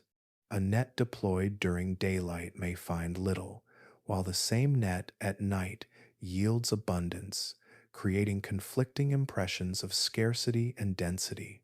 Acoustic instruments register layers of movement rising and falling, yet translating those signals into specific species remains challenging. Visual observation struggles even more, as cameras illuminate only small volumes while migrants pass through briefly and unpredictably. Because of this, many organisms remain undercounted or mischaracterized, their true abundance masked by movement rather than absence. A species may appear rare simply because it spends little time within the narrow slice of depth that exploration equipment surveys at any given moment. This vertical mobility also blurs the boundaries between habitats. Creatures that feed near the surface and rest at depth effectively belong to multiple environments at once, linking ecosystems that might otherwise seem separate. Nutrients consumed above are transported downward through digestion and waste, fueling deeper communities that never see light. In this way, migration acts as a conveyor, redistributing energy throughout the ocean and shaping biological interactions across scales that defy simple mapping. These processes occur continuously, yet their subtlety hides their importance. Without tracking individual movements over time, it becomes difficult to assign ecological roles accurately or to understand how populations respond to change. Mobility conceals structure, turning what might be clear patterns into shifting layers that resist classification. The challenge extends beyond technology into interpretation. Static views of the ocean suggest fixed communities anchored to depth, while the reality is far more fluid. Many organisms spend much of their lives in transit, their identities tied not to place but to movement itself. When observation captures them at rest, it misses the context of their journeys. When it captures them in motion, it cannot follow long enough to complete the story. This partial visibility reinforces the sense that much of the ocean remains empty or sparsely inhabited, when in truth life may simply be passing through unseen. The nightly rise and fall continues regardless of observation. a quiet choreography guided by light levels too faint for human eyes, yet powerful enough to move the planet's largest living system. In this rhythm of ascent and descent, the ocean guards its populations through motion. Mobility becomes a form of concealment, spreading life thinly across time and depth, ensuring that no single moment reveals the full picture. Understanding this requires patience and acceptance of uncertainty, recognizing that absence in one frame does not mean absence overall. Life in the deep ocean does not remain still long enough to be counted easily. It migrates, breath by breath, day after day, carrying its stories through layers we rarely see, continuing its vast, gentle movement beneath the surface, while human knowledge follows slowly behind. As darkness thickens with depth and light withdraws almost completely, the ocean gradually shifts its primary sense from sight to sound, reshaping how life perceives space, presence, and danger.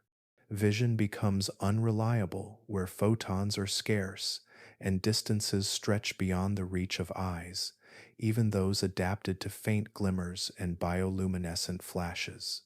Sound, by contrast, travels far and efficiently through water, bending gently around obstacles, carrying information across kilometers with little loss of strength. In the deep ocean, sound does not scatter quickly or fade without reason. It becomes a constant, low frequency thread connecting distant places, allowing organisms to sense their surroundings without seeing them.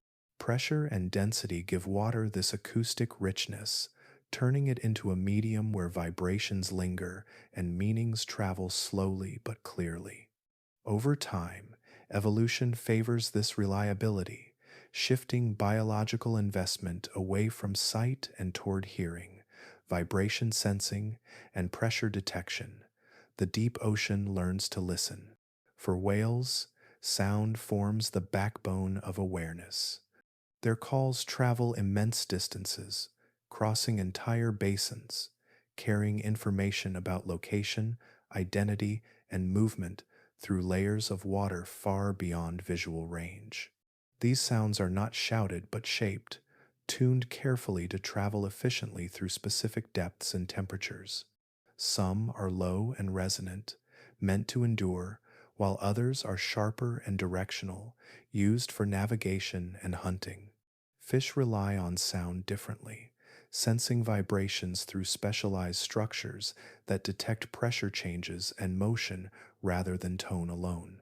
Subtle disturbances reveal approaching predators, shifting currents, or the movement of prey hidden in darkness. Invertebrates, too, participate in this acoustic world, feeling vibrations through soft tissues, detecting changes in water movement that signal contact long before it occurs. For many of these organisms, hearing is not localized to ears as humans understand them. It is distributed throughout the body, woven into skin, bones, and internal fluids, allowing the entire organism to respond as a single sensor. Sound becomes spatial awareness itself, outlining shapes and distances through rhythm rather than reflection. This acoustic dominance shapes behavior and interaction in ways that differ profoundly from visual systems. Communication does not require line of sight, only shared water. Presence can be known without proximity, intentions sensed before contact. Movement becomes quieter, measured not to disturb the surrounding soundscape unnecessarily. Some predators exploit this, remaining acoustically subtle while listening intently for the movements of others. Prey respond in turn, evolving behaviors that minimize vibration or blend into background noise. The deep ocean becomes a place of listening rather than watching, where silence can be as meaningful as sound, and where information arrives continuously rather than in flashes. Even geological processes contribute to this environment, with distant tectonic shifts, settling sediments, and currents forming a low, constant backdrop against which biological signals stand out. Human exploration enters this world with difficulty. Technology relies heavily on sound to probe depths, yet human listening tools remain blunt compared to biological systems refined over millions of years. Hydrophones can detect broad patterns, low frequency rumbles, and large movements, but they struggle to interpret meaning. They record sound without understanding context, capturing noise alongside signal, flattening a rich acoustic landscape into data streams that require careful interpretation. Many biological sounds remain unidentified, their sources uncertain, their functions inferred rather than known. Some organisms communicate at frequencies beyond easy detection, while others produce sounds too subtle to stand out against natural ocean noise. Human instruments must balance sensitivity with durability, and increasing sensitivity often brings vulnerability to pressure, temperature, and interference. Observation also alters what is heard. The presence of ships, submersibles, and machinery introduces artificial sound into an environment finely tuned for acoustic clarity. Engines hum, cables vibrate, and even minor movements create disturbances that ripple outward, masking or disrupting natural signals. Life responds by falling silent or shifting behavior, much as it does with intrusive light. This complicates interpretation further, making it difficult to distinguish between absence of sound and suppression caused by observation itself. Long-term listening stations offer glimpses into the ocean's acoustic rhythms, yet they cover limited areas and struggle to separate overlapping sources in a space where sound travels far.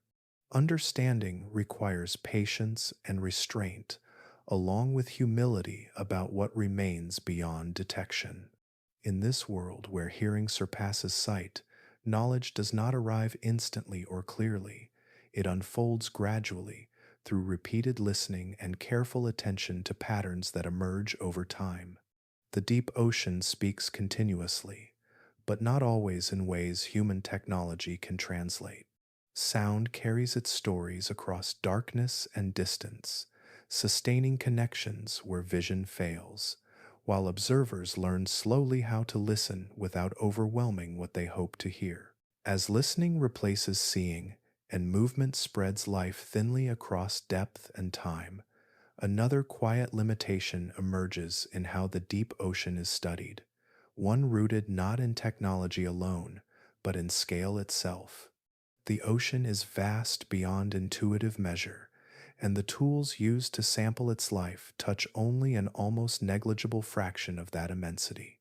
Nets and traps descend into darkness like small gestures against an overwhelming expanse, sweeping paths that feel substantial to human observers, yet amount to almost nothing relative to the space they pass through. A net may open wide, its mouth stretched across meters of water, but compared to the kilometers of depth and distance surrounding it, the volume sampled is vanishingly small. Life in the deep ocean is not evenly distributed.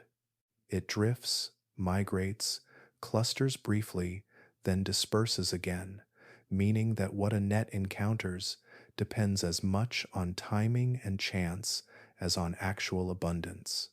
Many organisms slip through mesh unnoticed. Others sense the disturbance and move aside, while delicate forms fragment before they can be counted. What returns to the surface is not a representative picture, but a partial echo of what happened to be present in that moment. This limitation becomes clearer when considering what a single trawl truly represents. To human perception, hauling a net across kilometers of seafloor or through layers of water feels exhaustive, as though a meaningful portion of the environment has been surveyed. In reality, that trawl samples an area so small that it cannot stand in for the surrounding habitat with confidence. The deep ocean stretches uninterrupted for immense distances, its conditions changing subtly but significantly across space and depth. A single pass through this environment captures only a thin slice, influenced by currents, migration cycles, and random variation. If the net passes through an area during a lull in movement, it may return nearly empty. If it intersects a migrating layer by chance, it may appear densely populated. Both outcomes are true in isolation yet misleading when taken as measures of overall abundance. The same region sampled hours apart can yield dramatically different results, not because life has changed, but because it has moved. Scale turns every sample into a suggestion rather than a statement, a point of data floating within a much larger unknown. This problem carries directly into population estimates, where uncertainty accumulates quietly. Scientists rely on repeated samples, mathematical models, and indirect signals to infer how many organisms exist across large areas. Yet, when each data point represents such a tiny fraction of the whole, small errors amplify quickly. Assumptions must be made about distribution, behavior, and movement, many of which remain only partially understood.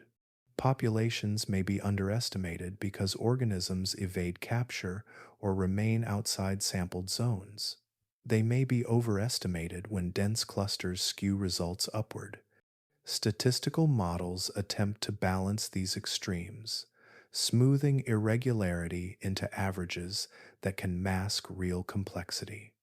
Numbers emerge that carry wide margins of uncertainty, reflecting not carelessness, but the inherent difficulty of measuring life spread thinly across immense three-dimensional space. The deep ocean magnifies this challenge because it resists repetition at meaningful scales. On land, surveys can be conducted repeatedly across the same area with relative ease, allowing patterns to emerge over time. In the deep sea, returning to the exact same location under identical conditions is rare. Each expedition differs in timing, equipment, and environmental context. Data sets accumulate unevenly, shaped by opportunity rather than design. Even long-term monitoring stations observe only narrow columns of water, while life flows around them largely unseen. The result is a patchwork understanding built from small windows opened briefly into a much larger world. This does not render sampling useless. Instead, it reframes its purpose. Nets and traps offer confirmation of presence rather than comprehensive accounting. They reveal what kinds of life exist, not how much or how often.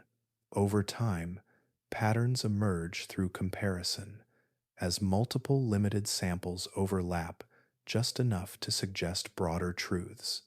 Understanding grows through accumulation rather than coverage, accepting that no single method can capture the whole. The ocean's scale demands humility, reminding researchers that absence of evidence is not evidence of absence, and that abundance can exist without being easily measured. Within this vastness, life continues unconcerned with sampling grids and statistical models. Organisms drift, migrate, feed, and reproduce across spaces that dwarf human efforts to count them. The problem of scale is not simply a technical obstacle. It is a fundamental feature of studying Earth's largest habitat, one that shapes every conclusion drawn from data. Knowledge advances slowly, bounded not by curiosity, but by the recognition that the deep ocean offers only fragments of itself at a time, requiring patience to assemble meaning from pieces that will always remain incomplete. As sampling reveals only fragments and movement hides populations in constant flux, it becomes clear that absence in the deep ocean is often an illusion created by limitation rather than reality. What remains unseen is not necessarily scarce. In a habitat that spans most of the planet, rarity cannot be measured by brief encounters or incomplete records. Many forms of life may be widespread and numerous, yet remain unobserved simply because their lives unfold beyond the narrow windows where human tools can reach. The deep ocean does not present itself willingly, and it does not repeat scenes on demand. Life there is dispersed across immense space, shaped by depth, motion, and time in ways that resist straightforward counting. Because observation touches only a tiny fraction of this system, unobserved does not equate to uncommon. It often reflects the scale of the environment rather than the scarcity of its inhabitants. Human perception carries its own biases into this darkness. Familiar patterns shape expectation, leading observers to equate frequency of sighting with abundance. What is often seen is assumed to be common. What is rarely seen is assumed to be rare. This logic works poorly in environments where visibility is limited and observation intermittent. In the deep ocean, some organisms remain conspicuous because they intersect often with exploration methods, moving through sampled layers or reflecting sound and light in detectable ways. Others remain consistently outside these intersections, living in zones or rhythms that equipment rarely touches. Familiar species accumulate records simply because they align with how humans look, not because they dominate the ecosystem. This familiarity bias reinforces incomplete pictures of community structure, elevating certain forms while others remain invisible, yet essential. The deep ocean does not organize itself around human attention, and what escapes notice may still shape the system profoundly through numbers, behavior, or ecological influence. Assuming absence based on lack of observation carries quiet risk. It can lead to underestimation of biodiversity, misjudgment of ecosystem resilience, and misunderstanding of how life responds to change. If unseen species are presumed scarce or insignificant, their roles may be overlooked in models that predict responses to warming, acidification, or disturbance. Yet these hidden populations may represent large reservoirs of biomass, buffering systems against fluctuation or amplifying changes in ways not yet recognized. History repeatedly shows that when new methods extend observation, abundance often follows discovery. Entire communities emerge from what was once thought to be empty space, revealing that previous silence reflected the limits of listening rather than the absence of life. This misconception also influences how human activity is evaluated. Decisions about resource use, conservation, and protection often rely on perceived impact. If an area appears uninhabited, disturbance may seem inconsequential. In reality, life may be present in forms that resist detection, woven into sediment, migrating through depth, or existing at scales too small or fragile to register easily. Damage done to such systems may go unnoticed until delayed consequences surface elsewhere, carried by currents or reflected in chemical balance. The danger lies not in ignorance itself, but in the confidence that sometimes accompanies it, the quiet belief that what cannot be seen does not matter. Recognizing that unknown does not mean rare invites a shift in perspective. It asks observers to hold uncertainty without filling it with assumptions. In the deep ocean, restraint becomes part of understanding, acknowledging that silence may hide complexity rather than emptiness. Life there has evolved without regard for human gaze, thriving under conditions that favor concealment, dispersal, and subtlety. Abundance does not announce itself loudly in such environments. It accumulates quietly, spread thinly across space and time, leaving traces that only patience can reveal. This view does not diminish the value of discovery. It deepens it. Each new sighting becomes not evidence of novelty alone, but a reminder of how much remains uncounted. Understanding grows not by replacing unknown with certainty too quickly, but by allowing unknown to exist as a meaningful category in its own right. In Earth's largest habitat, the unseen may be everywhere, living fully and abundantly beyond the reach of routine observation, shaping planetary systems while remaining, for now, beyond familiar measure. As the idea that unseen life may be abundant settles quietly into place, the deep ocean begins to reveal another role that extends far beyond its darkness, one that connects its hidden communities to the climate of the entire planet. Beneath the surface layers, where winds stir and seasons turn, the deep ocean acts as a vast storehouse for carbon, holding it away from the atmosphere for spans of time that stretch beyond human memory. Carbon enters this system gently, dissolved from air into water, bound into living tissue by microscopic organisms near the surface, and then carried downward through a slow rain of organic matter. Dead cells, waste, discarded shells, and fragments of life drift steadily into the depths, a snowfall that never truly stops. As this material sinks, it transports carbon with it, moving it from the active surface world into long-term storage below. The deep ocean absorbs this transfer quietly, spreading it across immense volumes of cold water, where chemical processes slow and carbon can remain sequestered for centuries or longer. In this way, the deep sea functions as a stabilizing reservoir, moderating how much carbon remains in circulation and how quickly Earth's climate can change. This process relies not on a single pathway, but on a network of biological movements often described as pumps, systems that move material downward through living activity rather than mechanical force. Microscopic organisms form the foundation, capturing carbon through growth near the surface and passing it upward and sideways through food webs before gravity takes over. Larger organisms feed, migrate, and excrete, packaging carbon into forms that sink faster and reach greater depths. Some of this material settles slowly, interacting with midwater life on the way down, while other portions descend rapidly in dense fragments, bypassing much of the upper ocean entirely.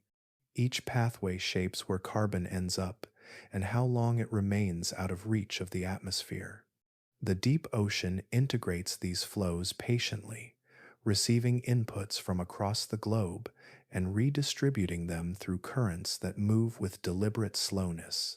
Over time, this biological transport becomes one of the planet's most effective tools for regulating heat and gas exchange, operating continuously without awareness or intent. What complicates this picture is how much of the biological machinery involved remains poorly understood. Many organisms that contribute to carbon transport have never been fully studied, and some may not yet be described at all. Small, fragile species process vast amounts of organic material relative to their size, while migrating populations carry carbon across depth daily in ways that are difficult to measure directly. The cumulative impact of these activities depends on abundance, behavior, and interaction, variables that remain uncertain in a system where observation is limited. Unknown species may play outsized roles simply because of how numerous they are or how efficiently they move material downward. Others may influence chemical reactions that determine how long carbon stays locked away or how easily it returns to circulation. In a system governed by scale and accumulation, even subtle differences can ripple outward, altering global balances over long periods. The deep ocean also responds slowly to change, which can mask shifts until they become significant. As surface conditions warm or acidify, the behavior of plankton and migratory species may adjust, changing the rate and composition of sinking biomass. These changes may not be immediately visible, yet they alter the efficiency of carbon transfer in ways that matter over decades and centuries. Because the deep ocean integrates signals from across the planet, local disturbances can blend into global effects, softened but not erased by distance and time. Understanding these connections requires acknowledging that climate is not shaped by surface processes alone, but by the quiet participation of life far below, working steadily in darkness. In this context, ignorance carries consequence. When unknown species are excluded from models, their contributions are effectively set to zero, even though in reality they may represent substantial flows of energy and matter. This absence does not reflect insignificance, but uncertainty. As research continues to uncover new forms of deep sea life, it becomes increasingly clear that climate models rest on incomplete biological foundations. Filling these gaps is not about cataloging curiosities, but about understanding the full scope of Earth's interconnected systems. The deep ocean does not merely respond to climate, it helps shape it through countless small actions performed by organisms adapted to cold, pressure, and darkness. Seen this way, the deep sea is no longer distant from everyday concerns. Its hidden communities participate in the regulation of air, temperature, and stability that life on land depends upon. Their work is quiet and slow, unfolding beyond sight, yet it binds the surface world to depths that rarely feel present. Recognizing this connection deepens appreciation for how much of Earth's balance rests on processes we are only beginning to understand, carried out by lives that remain largely unseen but profoundly influential. As the influence of deep sea life on Earth's climate becomes clearer, the presence of humans begins to extend downward as well, not through understanding, but through activity that reaches faster than knowledge can follow. Cables stretch across the seafloor like quiet threads, carrying communication between continents while resting on habitats that have existed unchanged for thousands of years. Mining interests descend toward mineral-rich regions formed slowly over geological time, drawn by nodules and deposits that accumulate only millimeters over centuries. Waste, too, finds its way downward, settling from surface waters or arriving directly through dumping and loss.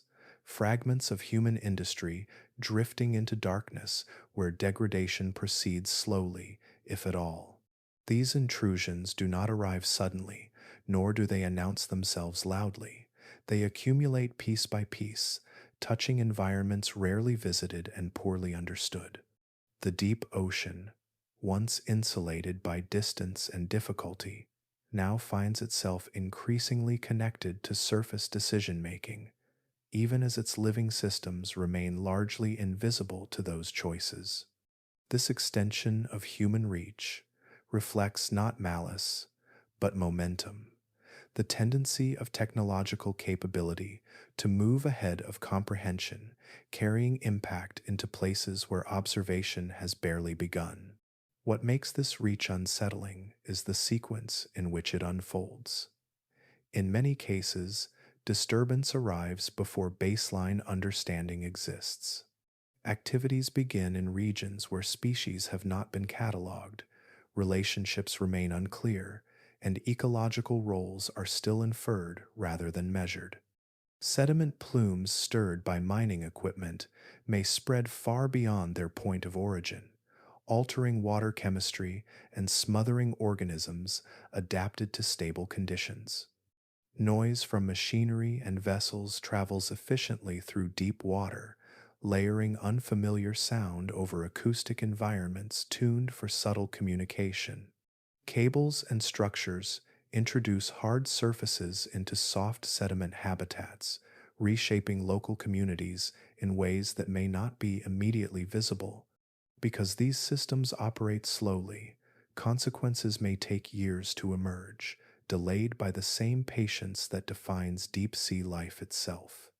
This lag complicates responsibility, as cause and effect drift apart in time, allowing damage to unfold quietly while attention moves elsewhere. Impact precedes understanding, not because knowledge is dismissed, but because gathering that knowledge requires time the deep ocean is not granted. Scientists observing these trends voice concerns rooted in humility rather than alarm. They point out that the deep ocean's resilience is poorly quantified and that assumptions based on shallow ecosystems may not apply under pressure, cold, and darkness. Recovery from disturbance may be measured not in years, but in centuries, if it occurs at all. Many deep sea organisms grow slowly, reproduce infrequently, and rely on stable conditions that do not tolerate repeated disruption. Removing mineral deposits that took millions of years to form alters habitats permanently on human timescales, replacing complexity with absence. Ethical considerations arise not from opposition to progress, but from recognition of imbalance between action and awareness. The question is not whether humans should ever interact with the deep ocean, but whether they should do so without first understanding the systems they touch. There is an unease in knowing that choices made for economic or logistical reasons may affect forms of life that have no voice, no visibility, and no representation in immediate cost benefit calculations. These concerns extend beyond preservation into responsibility toward future knowledge. Disturbing environments before they are studied limits what can ever be learned about them, closing chapters of Earth's story before they are read. Once altered, baseline conditions vanish, making it impossible to know what existed before. Scientists advocate for caution not as a barrier, but as an invitation to slow down, to align curiosity with care. They emphasize that the deep ocean's value is not confined to resources it holds, but to processes it sustains and connections it maintains within the planet's systems. Acting without understanding risks undermining functions that operate quietly yet profoundly, from nutrient cycling to climate regulation.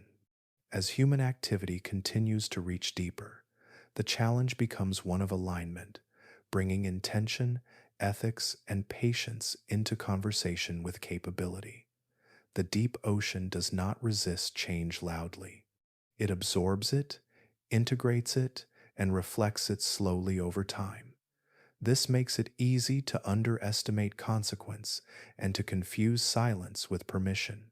Scientists ask instead for attentiveness, for recognition that reaching a place does not equal knowing it, and that presence carries responsibility even when it leaves no immediate trace. In the darkness beneath the waves, human influence now joins ancient currents and living rhythms, and how it settles there will shape not only what remains unseen, but what remains possible to understand in the years ahead. As human activity reaches deeper into the ocean with increasing speed, the question of understanding follows closely behind, often slowed not by curiosity but by economics and attention. Deep sea research remains chronically underfunded when compared with other frontiers of exploration, most notably space. Budgets for rockets, satellites, and orbital missions often exceed those for ocean science by wide margins. Even though the deep ocean covers far more of the planet and plays a direct role in climate, food systems, and long-term stability, this imbalance is not rooted in scientific value, but in visibility. Space exploration produces images that are immediately legible, planets outlined against blackness, spacecraft silhouetted against stars, discoveries framed in visuals that capture imagination at first glance. The deep ocean offers no such clarity. Its discoveries arrive slowly, often without spectacle, appearing as brief footage of drifting shapes, subtle chemical shifts, or statistical patterns that require explanation rather than awe. Funding follows stories that can be told quickly, and space provides narratives of distance, conquest, and clarity that translate easily into public enthusiasm. The deep ocean, by contrast, unfolds its significance quietly, embedded in processes that resist dramatic framing and demand patience to appreciate. Political and economic incentives reinforce this imbalance. Space programs align easily with national identity, technological prestige, and strategic interest. They promise spin off technologies, international recognition, and clearly defined milestones, launches, landings, and returns.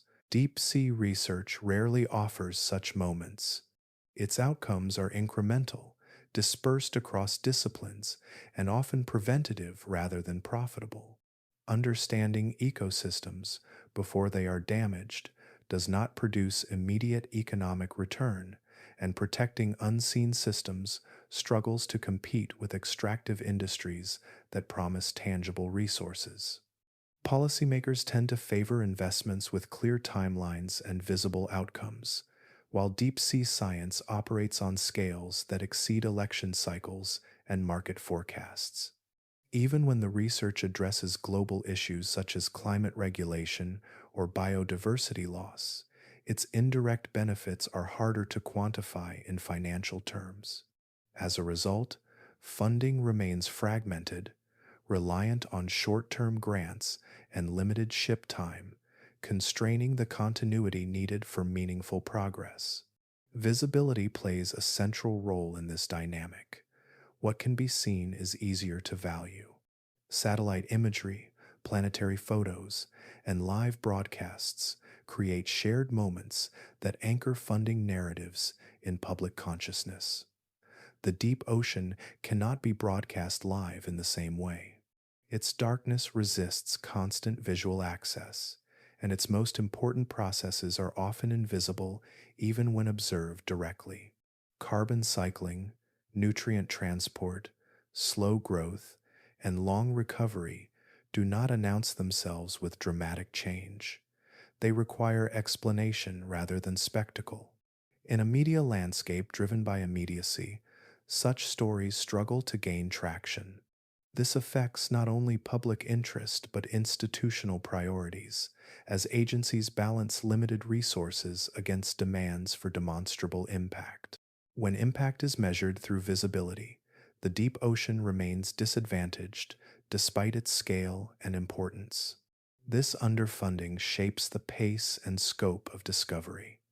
Limited resources mean fewer expeditions, reduced long term monitoring, and delays in analyzing data already collected. Researchers must often choose between exploration and understanding, between reaching new places and revisiting known ones to deepen insight. Equipment ages without replacement, and promising technologies remain underdeveloped due to lack of sustained investment. The result is a cycle where gaps in knowledge persist, reinforcing the perception that the deep ocean is unknowable or marginal, which in turn justifies continued underinvestment. This cycle is not driven by indifference, but by structural preference for what can be easily communicated and rapidly rewarded. Yet the contrast between funding priorities and planetary reality remains striking. The deep ocean shapes climate, supports fisheries indirectly, stores carbon, and hosts biodiversity that has evolved over hundreds of millions of years. Its influence reaches the surface continuously, whether or not it is studied. Underfunding does not diminish its role, only our ability to understand it.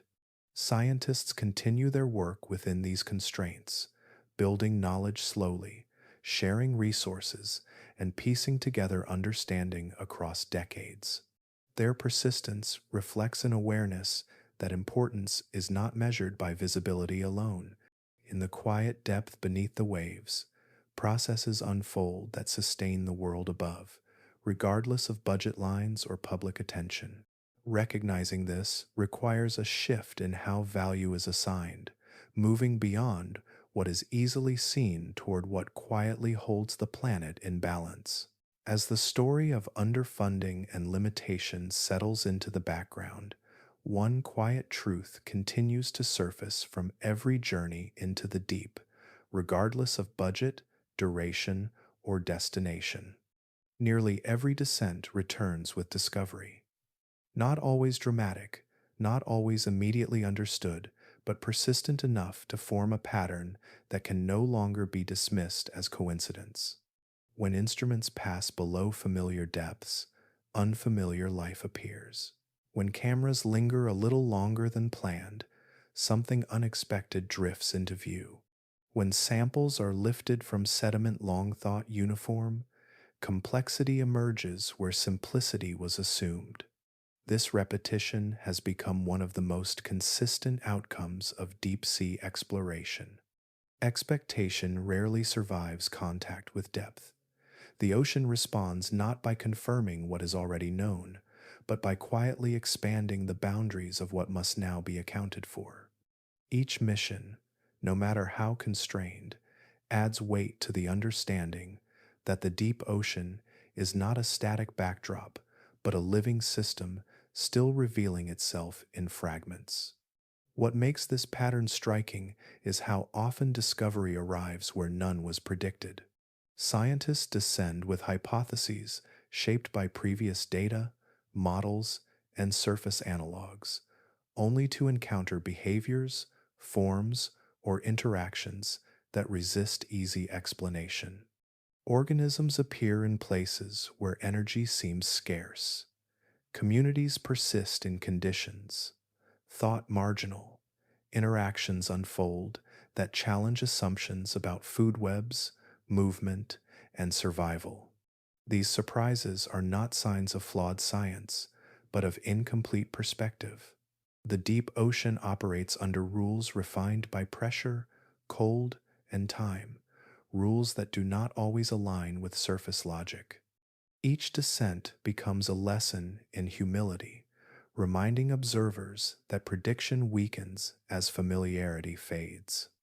What is expected often proves too narrow, shaped by limited sampling and indirect evidence rather than prolonged presence. Across decades of exploration, this has produced a consistent tension between what is anticipated and what is encountered. Tools, designed to confirm theories, instead record anomalies. Maps drawn to provide certainty reveal new questions at their edges. Even well studied regions continue to yield novelty when revisited, suggesting that earlier encounters captured only a fraction of what was present. The deep ocean does not exhaust its capacity to surprise simply because it has been visited once. Its size and complexity ensure that repetition is rare and familiarity incomplete. Life moves, adapts, and persists in ways that cannot be fully predicted from isolated observations. This challenges the idea that exploration follows a diminishing returns curve. In the deep ocean, returns remain steady precisely because understanding remains partial. This pattern carries an important implication. If discovery occurs so reliably under constrained conditions, then the volume of what remains unseen must be immense. Each mission samples a tiny portion of the environment, yet still returns with new information. Extrapolated across the planet's largest habitat, this suggests that vast amounts of life, behavior, and interaction have yet to be observed. Not because they are hidden intentionally, but because the space they occupy dwarfs the effort applied to study it. Expectation continues to underestimate reality, not once, but repeatedly. This repetition transforms surprise from anomaly into signal. The ocean is not nearing the limits of its unknowns, it remains firmly within them. These findings also reshape how knowledge itself is valued. Instead of seeking completion, deep sea science becomes an exercise in listening, noting what emerges rather than forcing conclusions prematurely. Patterns of discovery encourage openness rather than closure, reinforcing the idea that certainty should be held lightly in environments where observation remains episodic. Each descent teaches not only about what exists, but about how little any single visit can capture. This does not diminish the value of exploration, it deepens it. Knowledge gained under these conditions carries an awareness of context, shaped by the understanding that unseen layers still surround every data point. In this way, the deep ocean offers a consistent message through every mission. It resists finality. It replaces assumptions with invitations to look again, to return with revised questions, and to accept that understanding grows outward rather than upward. The repetition of discovery does not indicate that the ocean is revealing itself quickly. It indicates that it is revealing itself honestly, offering glimpses without illusion of completeness.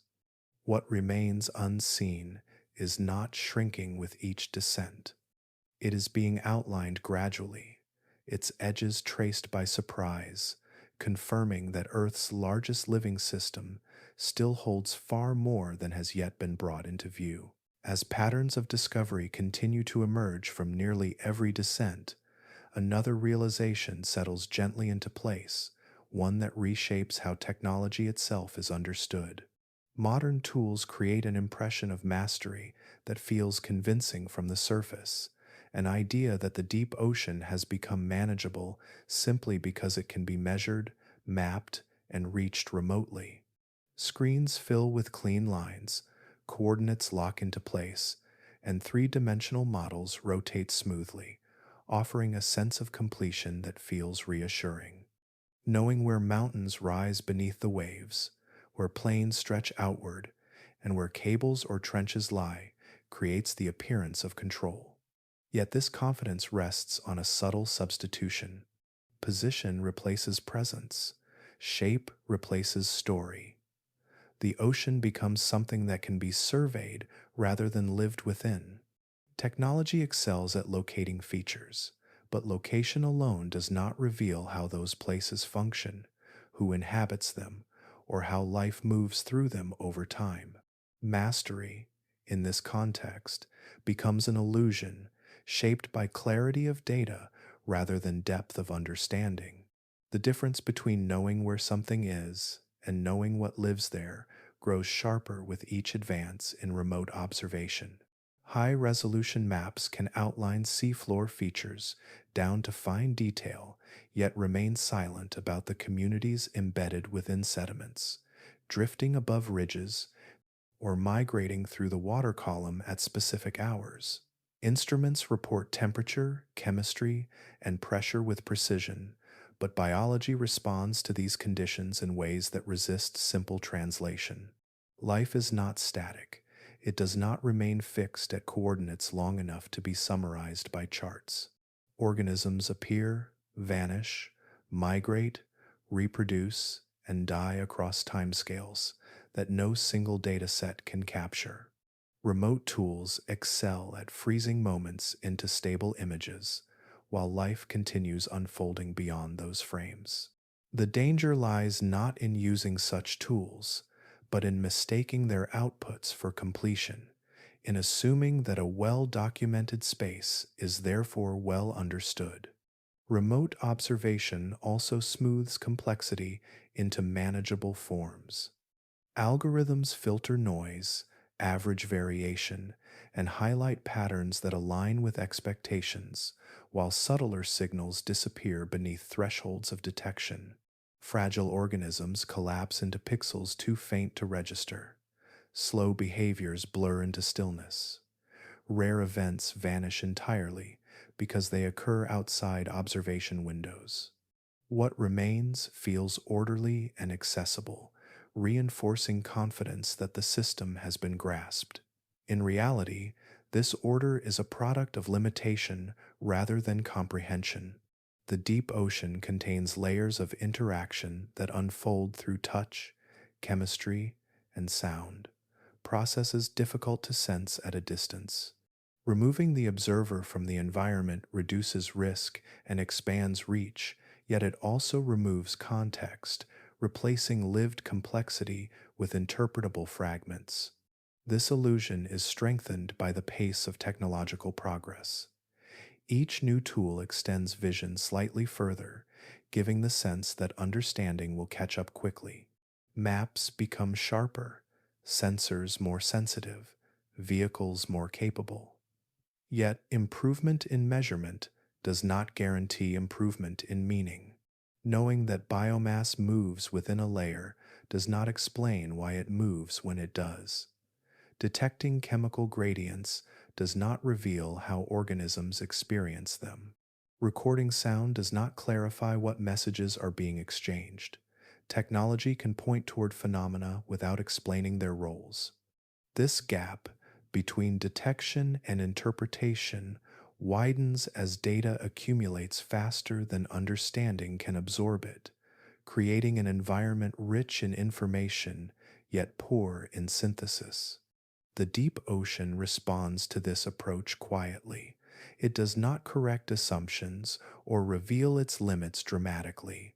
It allows confidence to persist while complexity remains hidden. Remote observation rarely encounters contradiction in the moment because it is insulated from the consequences of misunderstanding. Disturbance may occur without immediate feedback. Patterns may shift slowly, unnoticed by systems designed to detect change over short timescales. This reinforces the belief that management and control are sufficient substitutes for intimacy and patience. The illusion of mastery grows strongest when consequences unfold beyond the horizon of attention. Recognizing this illusion does not diminish the value of technology, it reframes it. Tools become guides rather than authorities, extensions of curiosity rather than proof of dominance. Mastery, in this context, shifts from control to humility, from certainty to attentiveness. Knowing where things are becomes a starting point rather than an end point. True understanding requires returning, observing repeatedly, and accepting that much of the ocean will remain partially known for the foreseeable future. The deep sea does not yield to efficiency, it yields to time. As exploration continues, the challenge is not to abandon technology, but to resist the comfort it provides when it suggests completion too soon. The illusion of mastery fades when attention lingers, when remote images are treated as invitations rather than conclusions. In that space, the deep ocean remains what it has always been: vast, alive, and only partially revealed, asking not to be conquered or summarized, but to be approached with care, patience, and the awareness that knowing where something lies is never the same as knowing what it truly is. As the illusion of mastery softens into humility, attention turns naturally toward time itself, the quiet medium through which deep sea life unfolds. Evolution in the deep ocean moves at a pace shaped not by urgency, but by endurance. Many organisms grow slowly, mature late, and live far longer than their surface relatives, their lives stretched across decades rather than years. Energy arrives sparingly in darkness, and so biology responds by conserving rather than accelerating. Growth becomes incremental, reproduction infrequent, and change subtle. In this environment, success is measured not by speed or abundance, but by persistence. Bodies are built to last, metabolisms tuned for efficiency, and behaviors calibrated to minimize risk across long lifespans. This slow rhythm gives the deep ocean a sense of stillness, yet beneath that calm lies continuous adaptation, unfolding quietly over immense spans of time. Because life proceeds so gradually, evolutionary change becomes difficult to observe directly. Human science is accustomed to timelines measured in years, decades, or at most centuries, but deep sea evolution often operates across intervals that exceed these frames. A species may remain largely unchanged across generations of human observers, not because it is static, but because its environment is stable and its pressures constant. Without dramatic shifts in temperature, light, or chemistry, there is little incentive for rapid transformation. Selection acts gently, favoring traits that support long term survival rather than quick advantage. As a result, differences accumulate slowly, expressed in fine details that require careful comparison across time and space to detect. To short lived observers, this can create the illusion that nothing is happening when in reality change is simply too measured to register easily. This slow pace complicates efforts to understand how deep sea life responds to disturbance. When ecosystems evolve over long periods, recovery from disruption follows the same schedule. Species with long lifespans reproduce slowly, meaning that populations may take decades or longer to rebound after decline. Habitats shaped over millennia do not reform quickly once altered. This does not mean the deep ocean is fragile in the sense of collapsing easily, but it does mean resilience operates differently. Stability is achieved through persistence rather than rapid adaptation. When conditions remain within familiar bounds, deep sea life endures remarkably well. When thresholds are crossed, recovery becomes uncertain, not because life lacks strength, but because its mechanisms for change are deliberately slow. Detecting extinction in such systems presents further challenge. Absence cannot be confirmed quickly when observation is rare and populations sparse. A species unseen for years may still persist quietly beyond the reach of exploration. Conversely, a population may decline steadily without obvious signal until it has passed a point of no return. The long lifespans and slow reproductive rates that support stability under constant conditions can become liabilities under rapid change. Disturbance compresses time for systems unprepared to respond quickly, forcing adaptation at a speed their biology does not favor. This mismatch between the pace of environmental change and the tempo of evolutionary response carries profound implications for resilience. Yet slow evolution also preserves deep memory within life itself. Traits refined over millions of years persist because they work exceptionally well within their context. Some deep sea lineages show remarkable continuity, carrying ancient strategies forward into the present day with little modification. This continuity suggests not stagnation, but success, evidence that certain solutions remain effective across deep time. Such resilience offers hope that deep sea ecosystems possess a capacity to endure shifts, provided those shifts remain within the bounds of gradual change. Stability, after all, has been their companion for most of Earth's history. Understanding this pace reframes expectations. The deep ocean does not advertise change, nor does it respond rapidly to intervention. Its evolution is written softly, in increments that demand patience to read. Protecting such systems requires recognition that damage may outlast human timescales, while recovery may not align with planning horizons. At the same time, the longevity of deep sea life speaks to its strength, its ability to persist through planetary upheaval when given time. Within this slow unfolding, extinction and resilience are not opposites, but outcomes shaped by how closely the rhythm of change matches the rhythm of life itself. As time stretches and evolution unfolds at its own unhurried pace, another quiet disconnect becomes apparent between life as it exists in the deep ocean and life as it is formally recognized. Classification. The act of describing and naming species moves far more slowly than discovery itself. Bringing a new organism into scientific understanding requires careful comparison, detailed measurement, genetic analysis, and consensus built through review and repetition. Each step demands precision and time, especially when specimens are rare, fragile, or incomplete.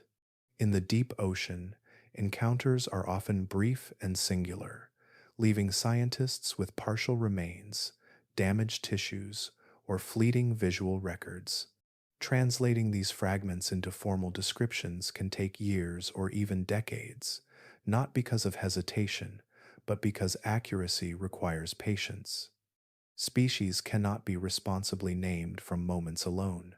Their variation, relationships, and boundaries must be understood well enough to distinguish individuality from difference. This deliberate pace creates a widening gap between what exists and what is officially acknowledged. Within this gap, museums and laboratories quietly accumulate backlogs that reflect the scale of exploration rather than failure of effort. Shelves hold preserved organisms collected across multiple expeditions, many waiting for specialists with the expertise to study them. Deep sea biology spans countless groups, each requiring deep familiarity to interpret subtle features that separate species. The number of experts capable of doing this work remains small, while the volume of material continues to grow. Specimens may wait years before receiving focused attention, not because they lack importance, but because time and funding funnel effort toward immediate priorities. Genetic samples add another layer, revealing diversity faster than it can be reconciled with physical classification. Sequences suggest the presence of many distinct organisms where only one was expected, expanding the task rather than closing it.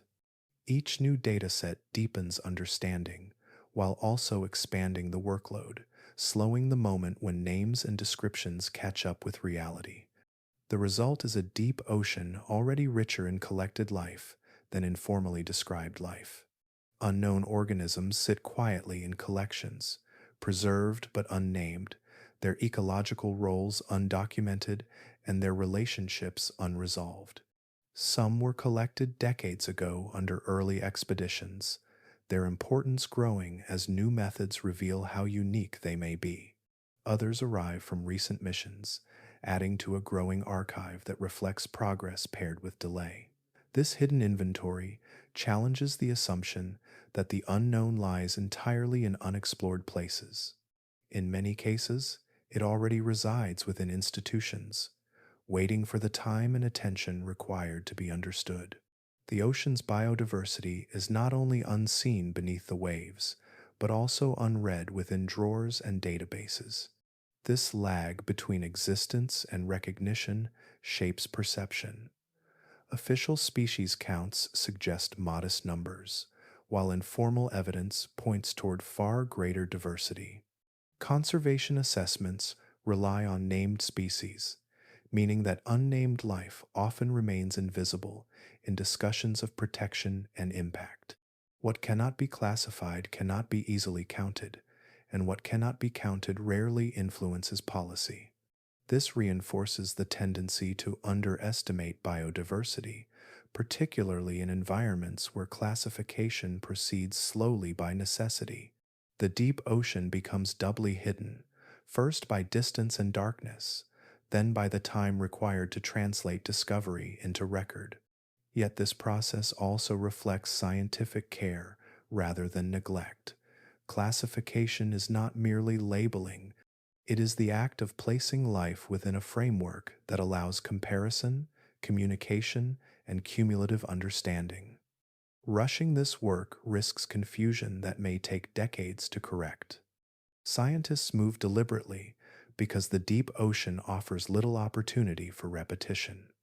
A species misdescribed may remain misunderstood for generations, especially when specimens are scarce. Accuracy becomes a form of respect, acknowledging that life deserves to be represented correctly, even if doing so takes longer than desired. As exploration continues, the gap between classification and reality may widen before it narrows. New tools reveal complexity faster than traditional systems can absorb it. This does not indicate stagnation, but transition, a period where understanding expands outward before it can be fully organized. The deep ocean holds far more life than current names suggest, and much of it has already been touched by human inquiry, resting quietly in preservation. Recognizing this invites patience and perspective.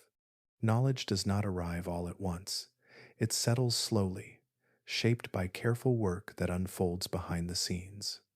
In this slow translation from existence to understanding, the deep ocean continues to live fully, whether named or not, while science follows respectfully behind, one description at a time. As classification lags behind living reality, another perspective begins to take shape, one that reframes the deep ocean not as an extension of familiar ecosystems, but as a parallel biosphere operating alongside the surface world. Life beneath the waves has evolved under pressures so different from those on land that comparison becomes both illuminating and humbling. Where sunlight dominates surface evolution, the deep ocean relies on chemistry, motion, and scarcity. Where seasons reshape forests and grasslands, deep habitats remain stable for centuries. Where gravity defines posture and movement on land, buoyancy softens form and allows bodies to drift, elongate, or dissolve into shapes that would collapse under their own weight in air. These differences do not represent divergence for its own sake. They reflect adaptation to environments governed by darkness, pressure, and time, forces that rewrite the rules of survival without altering the underlying principles of life. On land, ecosystems are shaped by visibility, competition, and rapid change. Plants grow toward light, animals evolve speed, camouflage, and aggression, and life cycles often revolve around seasonal abundance and scarcity.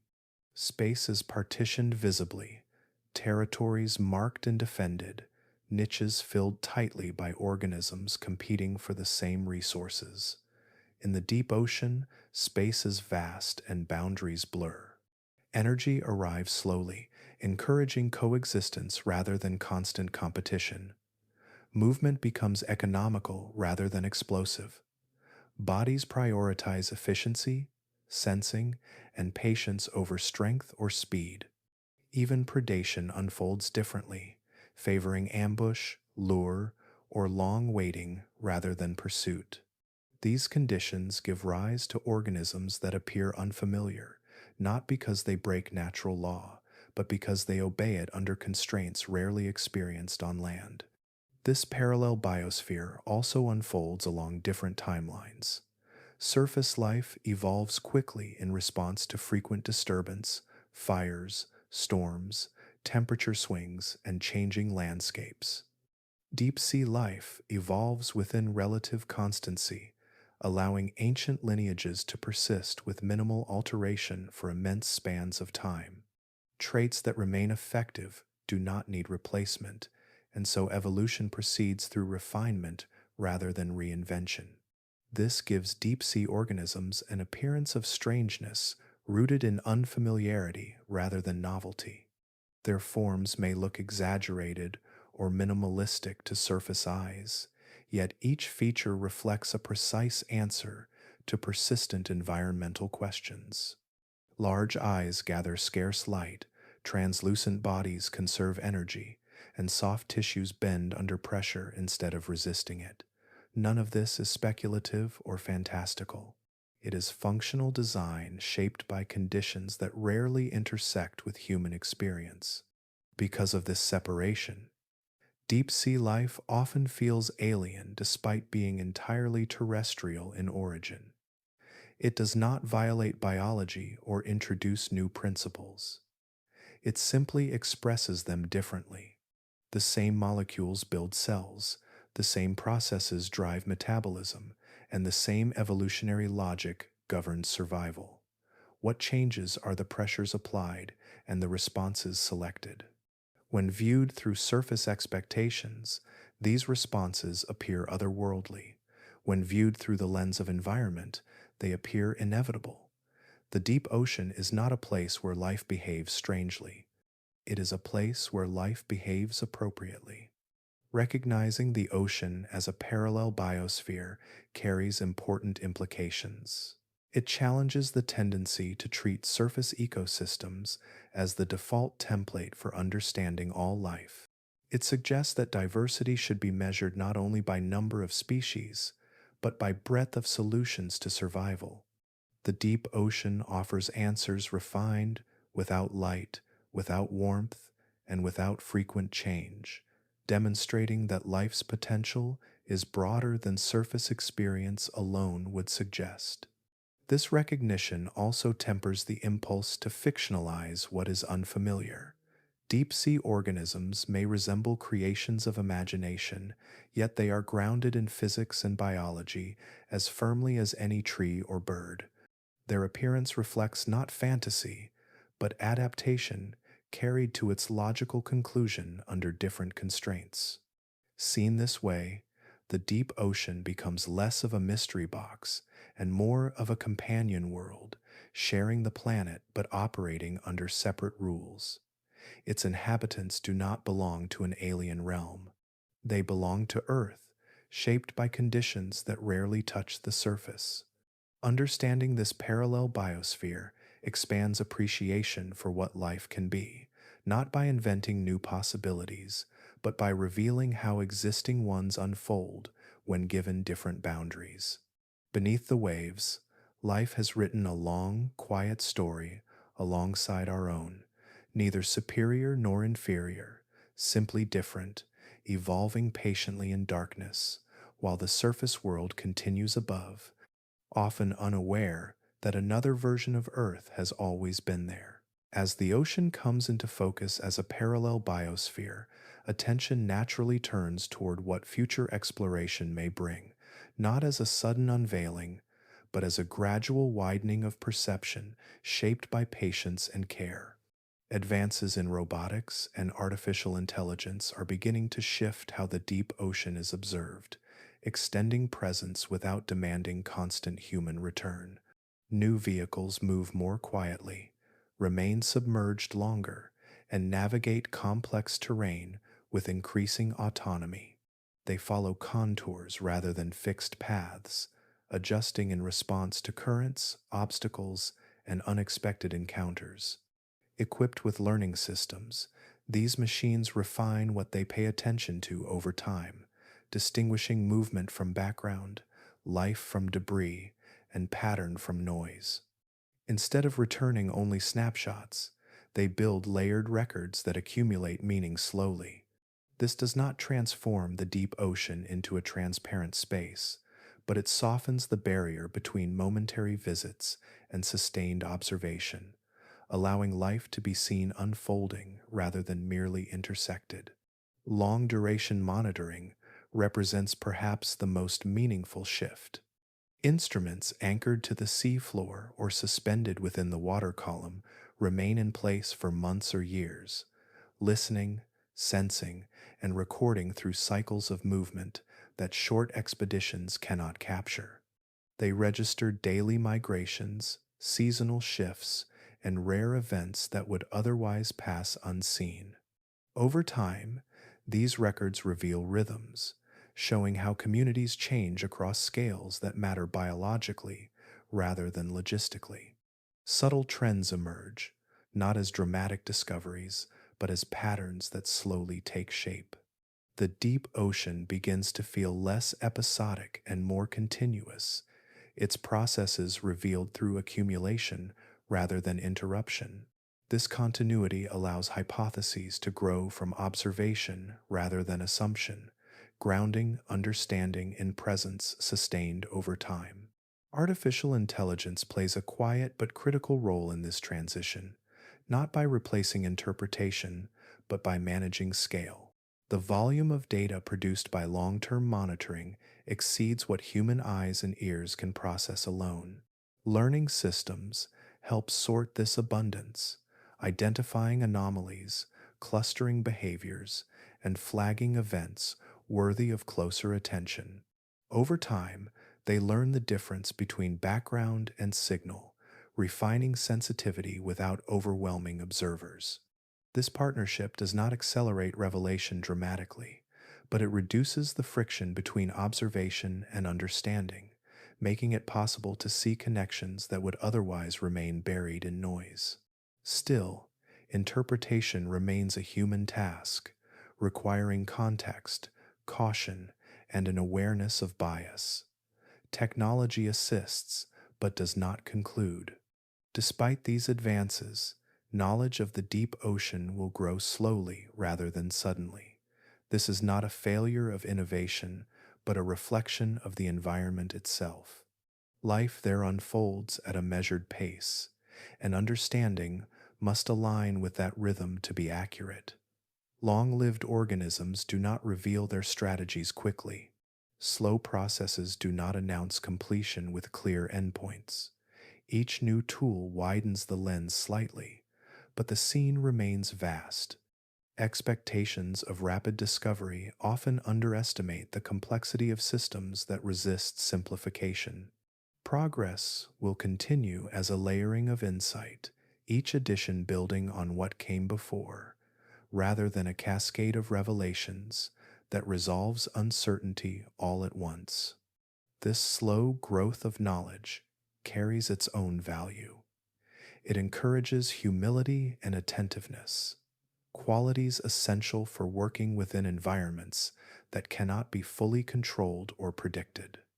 Instead of seeking final answers, exploration becomes an ongoing dialogue, one that adapts as understanding deepens. The deep ocean responds best to this approach, offering clarity in exchange for patience. Future exploration will likely reveal not only new species and behaviors, but new ways of thinking about connection, scale, and time. It will show how ecosystems operate without constant disturbance, how resilience is maintained through stability, and how life integrates scarcity into persistence. What emerges from this future is not a complete map of the unknown, but a richer sense of relationship with it. As robotics linger longer and observations stretch across years, the deep ocean becomes less distant without becoming fully familiar.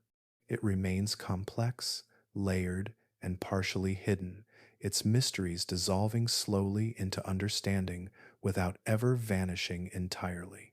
Knowledge will increase, not as a sudden flood of clarity, but as a steady tide, rising quietly, reshaping the shoreline of what is known while leaving wide expanses still open, inviting continued attention rather than final explanation. As the journey through depth, pressure, darkness, and time settles into memory, the final understanding that remains is not one of deficiency, but of shared condition. Not knowing, in this context, is not failure. It is the natural state of being human on a planet far larger and older than any single perspective. The deep ocean stands as one of the clearest reminders of this truth, existing alongside daily life while remaining largely unseen, not because it hides itself, but because perception has limits.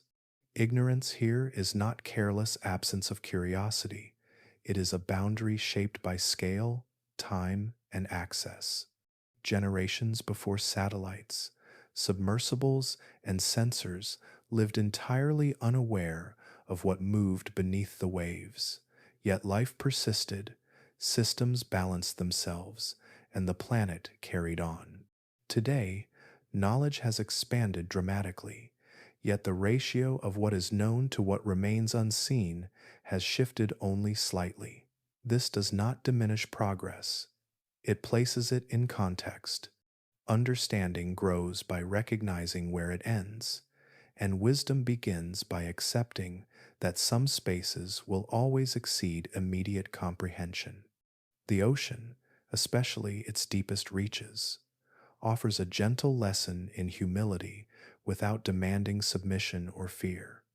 It does not loom as a threat, nor does it present itself as an adversary to be overcome.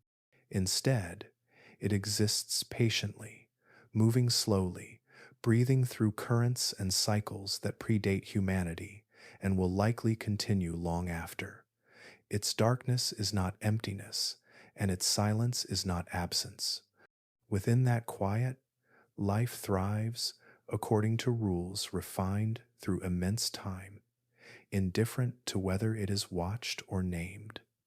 This does not diminish human relevance. It situates it. To stand beside such a system is to be reminded that intelligence does not require dominance to matter, and that curiosity does not require control to be meaningful. The ocean does not ask to be mastered. It invites respect through scale alone. Living beside the unseen reshapes how knowledge itself is valued. Instead of treating uncertainty as something to eliminate, it becomes something to carry thoughtfully. The unknown stops being a void to fill and becomes a presence to acknowledge. In this view, exploration is not conquest, and science is not a race toward completion. It is an ongoing conversation with reality, one that unfolds at a pace set not by ambition, but by the complexity of the systems involved. The deep ocean teaches this quietly. Each discovery adds clarity while revealing new edges. Each answer opens further layers. Nothing collapses into simplicity. Nothing resolves fully. This does not breed unease. It fosters balance, allowing wonder to exist without urgency. There is calm in realizing that coexistence does not require total understanding. Humanity has always lived beside forces it could not fully explain: gravity, time, consciousness itself. The ocean simply joins this category on a planetary scale, visible at the surface, vast beneath, shaping climate, life, and stability whether acknowledged or not. Coexistence means acting with care even when certainty is incomplete, listening even when language is unfamiliar, and recognizing that restraint can be as powerful as action. It means allowing room for systems to remain partially unknown without assuming they are irrelevant. This stance does not slow progress, it grounds it. Ending this journey does not close a mystery, it reframes it. The deep ocean remains largely unseen, not as a source of fear, but as a companion presence, sharing the planet quietly, carrying histories older than cities and processes broader than borders. Wonder, here, is gentle rather than overwhelming. It does not demand awe through spectacle, it invites it through persistence. The unseen does not diminish the known, it enriches it, reminding humanity that life extends beyond perception, meaning beyond measurement, and understanding beyond completion. To live beside the unseen is not to live in ignorance, but to live with awareness of scale, humility of place, and a calm acceptance that some of the most important parts of the world will always exist just beyond the edge of sight, continuing patiently, whether watched or not.